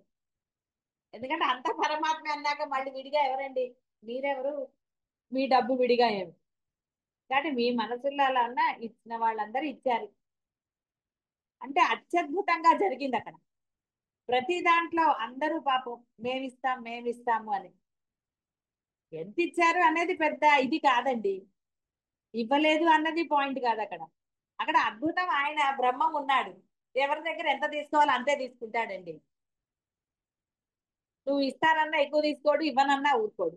నీ దగ్గర రూపాయి తీసుకోవాలంటే రూపాయి మాత్రమే తీసుకుంటాడు.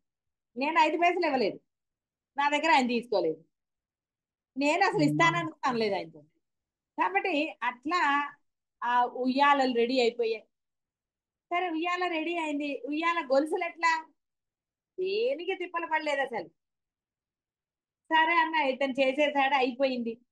సరే ఇతడు గొలుసులు ఏవో తెప్పిద్దాం అది ఇది అనుకున్నారా, అయిపోయింది. అంటే ఒట్టిగానే ప్రయత్నం ఏం చేయలేదు. చూడండి, ఆ పిల్లల్ని తేవడానికి వెళ్ళినప్పుడు ఏదో మాటల సందర్భంలో వచ్చి ఇతడిని బ్రహ్మాండంగా దొరుకుతాయి ఇక్కడ అని ఆ అబ్బాయి మమ్మల్ని అక్కడ కూర్చోబెట్టి మాకు కాఫీ ఇచ్చి ఆ అబ్బాయే వెళ్ళి తీసుకొచ్చాడండి గొలుసులు. అంటే అంటే ఇక్కడ ఎక్కడా కూడా జీవ ప్రయత్నం లేదండి, బాగా గుర్తుపెట్టుకోండి. ఎక్కడా జీవ ప్రయత్నం లేదు. అందరం సాక్షిగానే ఉన్నాం. పాపం కొంతమంది కంగారు పడ్డారు. పాపం సహజంగా ఉంటుంది కదండి కొంచెం అలా ఇలా అని. ఏమీ నేను ఎందుకు టెన్షన్, ఆయన వస్తానన్నాడు, ఆయన చూసుకుంటాడు కదా అని. అన్నీ ఆయనే చూసుకున్నాడు. ఎక్కడ ఏవి కూడా ప్రయత్నం అంటూ ఏం జరగలేదు. ఉయ్యాల చేసేటప్పుడు కూడా మార్పులు చేర్పులు నేను ఏమీ చెప్పలేదు, ఇలా చేయండి అన్నాను అంతే, వాళ్ళే చేసేసారు. కానీ ఇక్కడ అన్ని అత్యద్భుతాలే, అంతా పరమాత్మ లీలే. ఇలా ఎన్నని చెప్పాలండి రమణ సన్నిధి గురించి. అక్కడ ఎక్కడైనా మానవుల ప్రయత్నం ఉన్నదా? ఎక్కడా లేదు. లేదండి. లేదండి. కేవలం కృష్ణుడి దాంట్లోనే కాదు, ఆ ఇల్లు కట్టడంలో కూడా. అంటే ఇంకా రాని వాళ్ళకి తెలియదు కానీ అందరూ అన్ని కథలు విన్నారో లేదో నాకు తెలియదు. అత్యద్భుతంగా జరిగింది అక్కడ అంతా కూడా. అక్కడ అందరివి అత్యద్భుతాలే. కేవలం అన్ని రమణ సన్నిధిలే, బాగా గుర్తుపెట్టుకోండి. అందుకే చెప్పేసాను, కమర్షియల్ నో కమర్షియల్. అక్కడ కేవలం సన్నిధులు మాత్రమే ఉన్నాయి. బ్రహ్మ సన్నిధిని వ్యాపారం చేయకండి. అందుకే ఉంటే మీరు ఉండాలి, అద్దెలకి ఇచ్చుకోవటం కానీ ఇంకోళ్ళకి ఇవ్వటం కానీ జరగకూడదు, బాగా గుర్తుపెట్టుకోండి. ఎందుకంటే మీరు ఒకరికి అద్దెకిస్తే అది వ్యాపారం అవుతుంది, అక్కడ సన్నిధి ఉండదు. అందుకే అరుణాచలంలో 103 కానీ 104 కానీ ఎప్పుడు అద్దెలకు ఇవ్వలేదు. అయితే గోపాలకృష్ణ వాళ్ళు మన సత్సంగం వాళ్ళు కాబట్టి వాళ్ళని ఉండమన్నారు అంతే తప్ప అద్దెకిచ్చే ప్రశ్నే లేదు. సన్నిధి, సన్నిధిని రెంట్కి ఎలా ఇస్తారండి? దేవుడి రూమ్ రెంట్కి ఇస్తారా?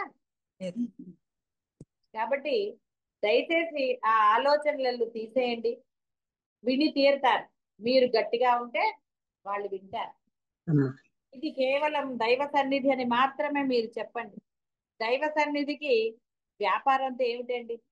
కాబట్టి డబ్బు ఎప్పుడైతే ప్రవేశిస్తుందో అక్కడ సన్నిధి ఉండదు, బాగా గుర్తుపెట్టుకో. అందుకే ఎప్పుడు ఇవ్వలేదు. ఆ పక్కన ప్రసాద్ గారికి కూడా రూమ్ మామూలుగా ఇచ్చాను తప్ప మనం రెంట్కి ఇవ్వలేదు. ఆయన మహాభక్తుడు కదా అని, అంటే ఆయనకి ఉండవలసిన ఇది ఉంది కాబట్టి ఇచ్చామంటే.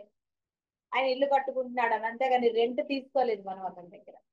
అన్ని సంవత్సరాల నుంచి అంతా వదిలేసి వచ్చి ఉన్నానని చెప్పాడు. సరే, అతను మనని మోసం చేశాడా ఏం చేశాడా అనేది తర్వాత విషయం. మన మనసు భక్తులకి లొంగుతుంది కాబట్టి ఆ పరమాత్మ అలా ఇచ్చేశాడు అంతే. అతని గురించినది అనవసరం. అతని సంస్కారం ఏదైనా సరే, మన సంస్కారం ఏంటో మనకి ముఖ్యం. కాబట్టి ఎవరు కూడా ఎవరు కట్టుకున్నా సరే దయచేసి, అంటే ఇది నా అభిప్రాయమే, మీరు కాదండి మేము ఇచ్చుకుంటాము ఇంకా ఏదన్నా మీ కారణాలు ఉంటే అది మీ ఇష్టమే. ఇది గురువుగా అనండి, సన్నిధి ప్రాముఖ్యత అనండి, బ్రహ్మం యొక్క విలువ అనండి, ఏదైనా సరే తెలిసిన ఇది నేను చెప్తున్నా.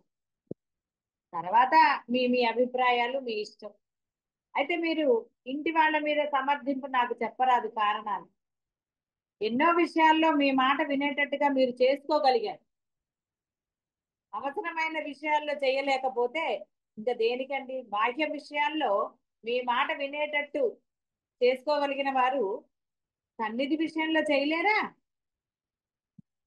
కాబట్టి మీరు చేయగలరో లేదో మీకే వదిలేస్తున్నాను. ఆ తర్వాత ఎవరిది బాధ. కాబట్టి ఇలా అత్యద్భుతంగా ఉంటుంది ఆ బ్రహ్మం యొక్క లీల.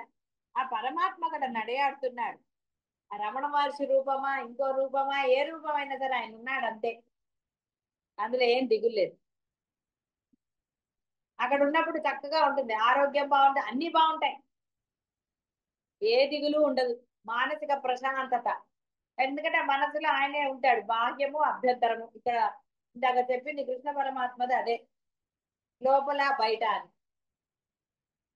ఆ బాహ్యాంతరముల హద్దులు తొలగినప్పుడు మాత్రమే ఆ యొక్క పరమాత్మ పరబ్రహ్మం యొక్క లీల ఆరంభం. అంటే నీకు అప్పుడు అర్థమవుతుంది, ఆనందం లభిస్తుంది.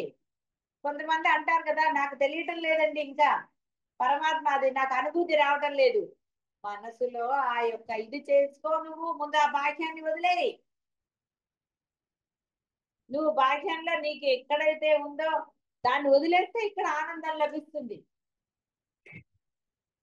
ఎందుకు లభించడం లేదు అంటే కారణం అదే.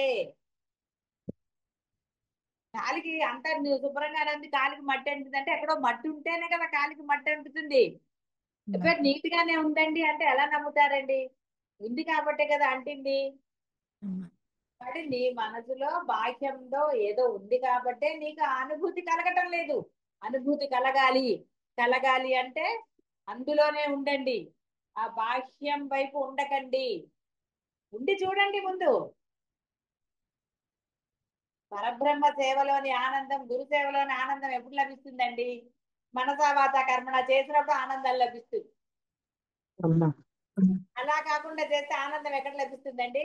ఉండదు. అంటే ఆనందం లభించాలంటే మనసు లగ్నం అవ్వాలి. నీ మనసు లగ్నం చేయి పరమాత్మ యందు, నీ ఉపాస్య దైవమందు నువ్వు లగ్నం చేయి, గురువు యందు లగ్నం చేయి. నీకు ఆనందం లభించకపోతే అడుగు. ఆ అత్యంత అనుభూతి మాటలకు అందలేనిది, అందదోసలది, అందింది అంటే అది కిందదే. అప్పుడు మాత్రమే నీకు లభిస్తుంది.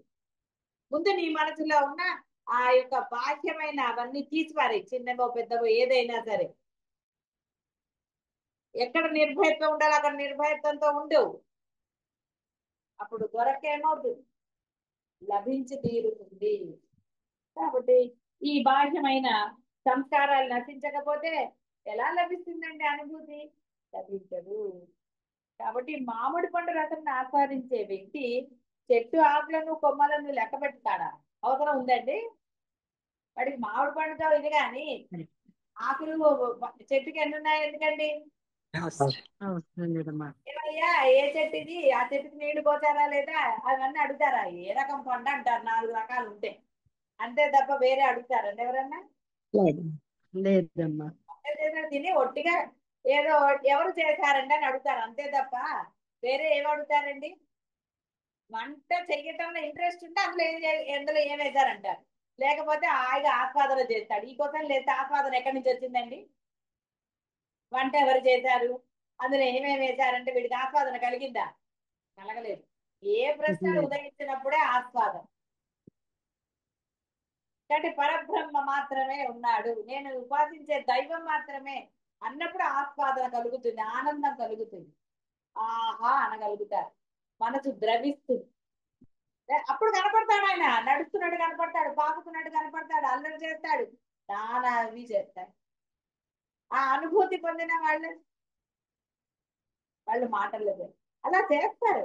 బ్రహ్మము ఏదైనా చేయగల సమర్థత ఆయనకి మాత్రమే. అతనికి భగవానుడు అతని ఎదుట సాక్షాత్ అపరోక్షుడై ఉంటాడు. ఇతరులు భగవాన్ని తమకు నచ్చిన రూపంలో దర్శించి విని కీర్తించవచ్చును. దానిలో ఆ భక్తులకు పేచీ లేదు. ఏదో ఒక రూపం, ఒక ఫోటో పెట్టుకుంటాడు, అదే ధ్యానంలో పెట్టుకుంటాడు. అంతేగాని వాడికి ఆస్వాదన రాదు. ఎందుకంటే వాడు ఫిక్స్ అయిపోయాడు ఒక రూపానికి.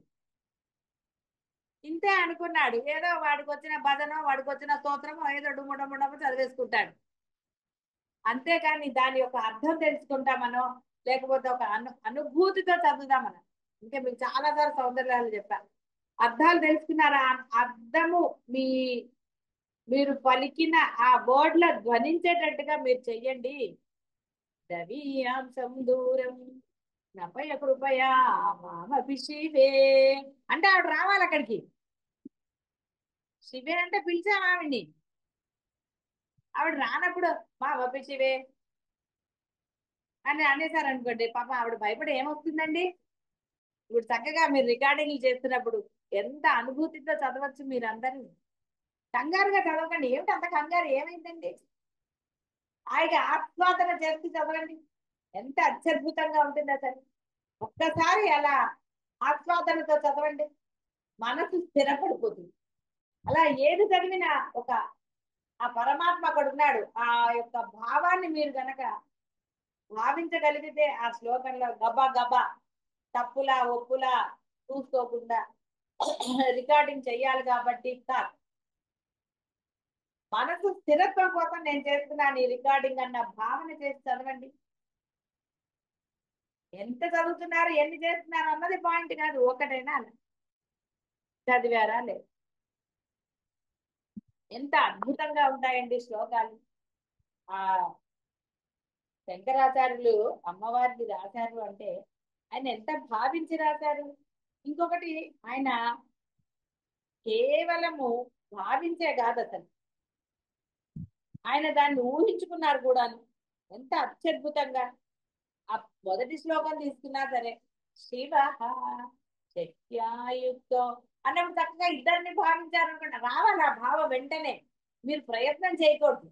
మీలో ఆ తపనతో, అంటే భక్తి శ్రద్ధలతో మనసా వాచ కర్మన చదవండి, వాళ్ళిద్దరు కలిసే కనపడతారు మీకు. అసలు విడిగా కనపడనే కనపడరు.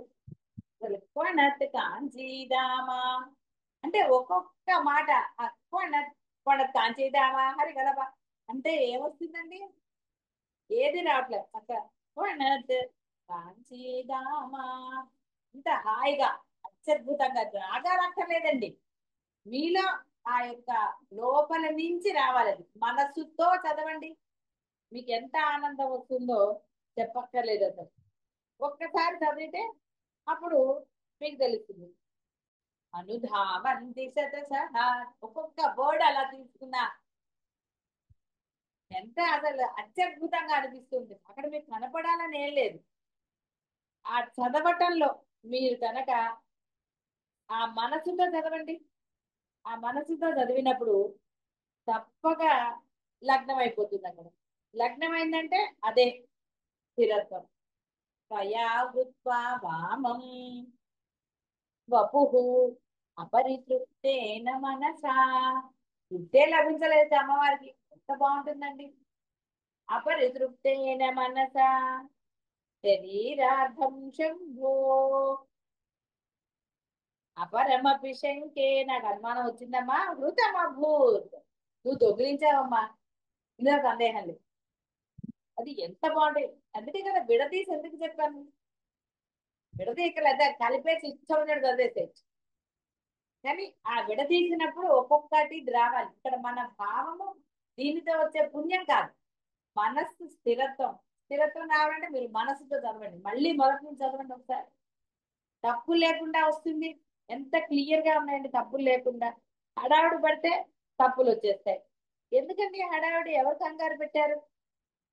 రోజు మొత్తంలో ఒక శ్లోకం అదొకటి మనం చేయలేరా? మీరు చెయ్యగలరు. మీరు మనసు అక్కడ లగ్నం అయితే చేయ. కృతమభూత్ యత్ ఏతత్ రూపం సకలం అరుణాభం త్రినయనం భుజాభ్యాం ఆనమ్రం కుటిల శశి చూడాల మకుటం.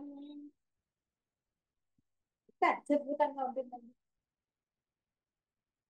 ఆ ఆర్ద్రత ఎప్పుడు వస్తుందంటే మీరు మనసుతో చదివితే ఆర్ద్రత వచ్చి తీరుతుందండి. మీరు రికార్డింగ్ కోసం అని కాకుండా, ఎస్ రికార్డింగ్ అనేది ఒకటి జరుగుతుంది, ఎందుకంటే ఒక క్రమ పద్ధతిలో మీరు ఉంటారని ఆ రికార్డింగ్ జరుగుతుంది. కానీ అసలు ముఖ్య లక్ష్యార్థము మనస్సు స్థిరత్వం పొందటమే మీరు ఏది చదివినా. ఎందుకని మరి ఇక్కడంటే తప్పదు, శ్లోకాలు ఇవి చాలా సరళమైన సంస్కృతంలో ఉన్నాయి. శంకరులవి కొన్ని అద్వైతంలో అంత సరళ సంస్కృతం కాదు కాబట్టి మిమ్మల్ని అర్థాలు చదవమన్నాను.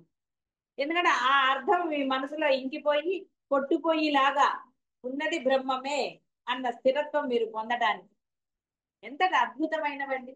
ఇదే కాదు, మన శివానంద లహరిలో కూడా ఎక్కడికో ఎందుకయ్యా వెళతావు, నా హృదయంలో బోల్డ్ ఉన్నాయి, అది చూసుకోవచ్చు కదా అని అనలేదు ఆయన.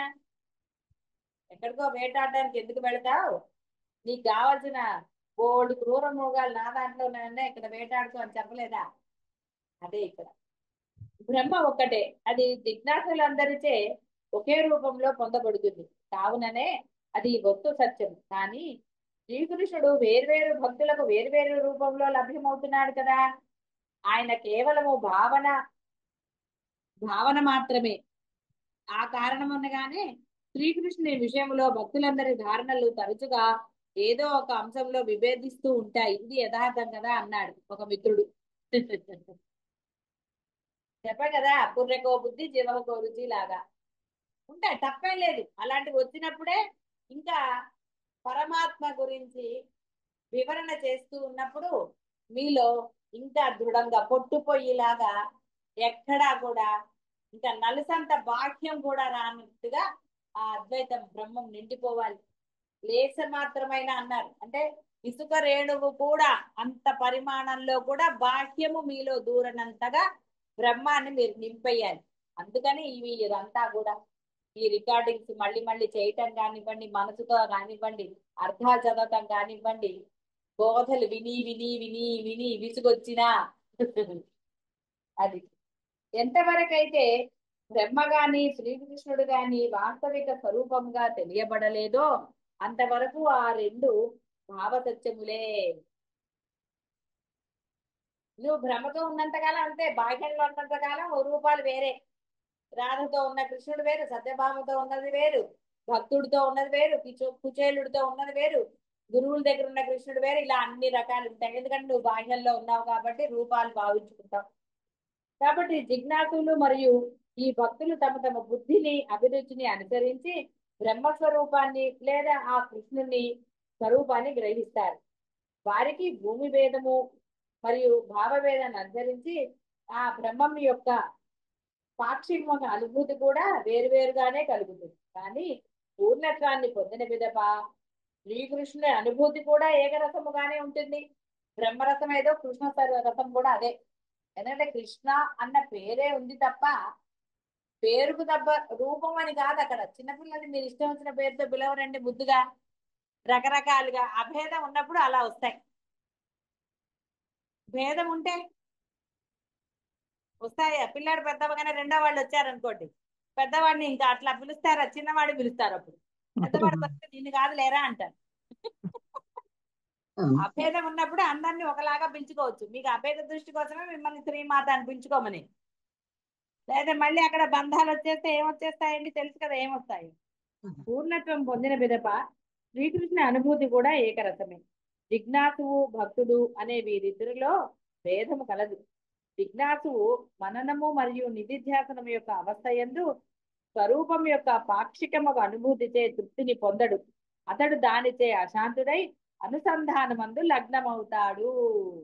అంతేగాని ఈ రూపాల యందు ఇది పొందడు. అందుకే వాళ్ళని నేను మీకు పరమాత్మ అని మీరు అనుకోవచ్చేమో, నేను పిల్లలనే అంటారు. వాళ్ళు వేరే కాదు, అభేదం. వస్తా అన్నారు కాబట్టి నో చెప్పలేదు. రండి అయితే ఈ రూపంలో అన్నారా? సరే, ఏ రూపం అయితే మీరందరూ లేరండి తలో రూపంలో. మిమ్మల్ని ఏమన్నా వద్దన్నామా? మిమ్మల్ని వద్దని లేదు, వాళ్ళని వద్దాం లేదు. మిమ్మల్ని వద్దంటే వాళ్ళని కూడా వద్దన్నారు. చాయిస్ ఎక్కడ ఉందండి? ఇప్పుడు మీరు అన్నట్టు వాళ్ళని ఎందుకు రానమన్నారు? మరి మిమ్మల్ని రానియటం లేదు. దాంట్లో ఉన్నారా? రకరకాల రూపాలు, రకరకాల బుద్ధులు, రకరకాలు కదండి మీరందరూ. అవునమ్మా. మరి వాళ్ళిద్దరు ఏమన్నారు? మేము బుద్ధిగా ఉంటామమ్మా, కదలకుండా ఉంటామన్నారు.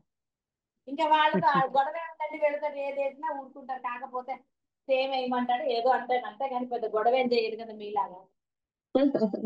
అమ్మా అంటే మిమ్మల్ని వద్దన్నప్పుడు నేను వాళ్ళని వద్దన్నాను. ఇక్కడ అదో కారణం. మీరు అనుకోవచ్చు ఈవిడ ఇవన్నీ చేసి బోల్డ్ డబ్బులన్నీ ఖర్చు పెట్టేస్తుంది. మిమ్మల్ని అడిగారు ఏంటంటే మీరే ఇచ్చారు ఇస్తాను. నేను అడిగాను లేదమ్మా. నేనే ఉయ్యాల చేయించుకోలేదు కదండి. చూసారా? ఇలా రకరకాలు. కాబట్టి ఆనందం ఎప్పుడైనా లభిస్తుందండి. ఆనందంగా ఉండేవాడికి ఎప్పుడూ ఆనందమే. లేని వాడు తెచ్చుకోవాలి. ఆ కాసేపు వాడు ఆనందాన్ని యాక్ట్ చేస్తాడంటారా, ఇంకోటి ఏదో ఒకటి చేస్తాడండి. కాబట్టి పాక్షికముకు అనుభూతితే తృప్తిని పొందడు. పూర్ణత్వం కోసమే ప్రయత్నం చేస్తాడు. సమయం చాలా అయిందా? సరే సరే మళ్ళీ చెప్తున్నాను. కాబట్టి ఇక్కడ లీలలు విన్నారు కదా కొత్త వాళ్ళందరూ. సుజాత కూడా వచ్చింది కదా. సుజాత వస్తుంది. వింటున్నాను గురువు గారు. అదే వింటున్నామమ్మా. అదే అదే అమ్మా కొత్త వాళ్ళ నమస్కారమమ్మా. పాదాభివందనాలు. సందర్భం వచ్చినప్పుడు కొత్త వాళ్ళకి కథలు చెప్తాం. అది ఆ విధంగా అత్యద్భుతంగా ఉంటుంది. అందుకని బాహ్యం లేస మాత్రం లేనప్పుడే మీరు పరమానందాన్ని పొందగలుగుతారు. బాహ్యం లేదు అంటే ఆ లేస మాత్రంగా ఉన్నా కూడా మీరు ఆనందాన్ని గాని అనుభూతిని గాని పొందలేరు. అంటే పరబ్రహ్మం యొక్క లీలలు కాలానికి దేశానికి కట్టుబడి లేవు. అది ఏమండి ఆ కాలం వేరండి, ఆ కృష్ణుడు అందుకని అప్పుడు ఉన్నాడు కదండి, రాముల వారి కాలం అండి, అది ద్వాపరం, ఇది కలియుగము, ఇక్కడ అధర్వం 4 పాదాలు అని కథలక్కర్లా, అవన్నీ సమర్థింపులు కథలు. నీకెందుకురా అవన్నీ? దేశ కాలాల గురించి ఆయన చూసుకుంటాడు, ఎవరు ఏర్పరిచాడో ఆయన చూసుకుంటాడు. నువ్వెందుకు దేశానికి కాలానికి కట్టుబడి ఉండటం? నీ మానాన్న నువ్వు ఉండు సాక్షిగా. నీకు తెలియబడింది, బ్రహ్మం తెలియబడింది, ఆ బ్రహ్మం అద్వితీయం, దేశ కాలాలకు లోబడినది కాదు. నువ్వు అలా ఉండు, ఆనందాన్ని పొందుతావు. ఎక్కడున్నా ఎలాంటి పరిస్థితుల్లో ఉన్నా నువ్వు ఆనందంగానే ఉండగలవు. నవ్వు ఆపుకోవడం కష్టమండి ఒక్కొక్కసారి ఆనందాన్ని, కొన్ని చోట్ల. అమ్మా కానీ వస్తుంది అది, ఆ అంటే కంట్రోల్ పవర్ వస్తుంది కదా మరి. అందుకని నవ్వకుండా ఆపుకుని తర్వాత నవ్వుకుంటాను నేను. నవ్వకుండా ఉండటం చాలా కష్టం. మొదటి నుంచి కూడా మరి ఏం చేస్తాను చెప్పండి, నాకు ఆనందమే ఎక్కువ వస్తూ ఉంటుంది. బాధ వచ్చినా అది పెద్ద ఉండదు అది. కాబట్టి ఇక్కడ అది బాగా అర్థం చేసుకోండి. పరబ్రహ్మము మీరే అన్న దృఢ విశ్వాసం మీకు కలగాలంటే దైనందిన జీవితంలో మీరు సాక్షులుగా ఉండవలసిందే. అప్పుడే ఈ యొక్క అద్భుతమైన, అంటే ఇప్పటికీ జరుగుతున్న ఈ అద్భుతమైన లీలను మీరు ఏక రసాన్ని అనుభూతి చెందగలుగుతారు, ఆస్వాదించగలుగుతారు. లేకపోతే రకరకాలుగా తెలుసు కదా అవన్నీ. శుభం భూయ.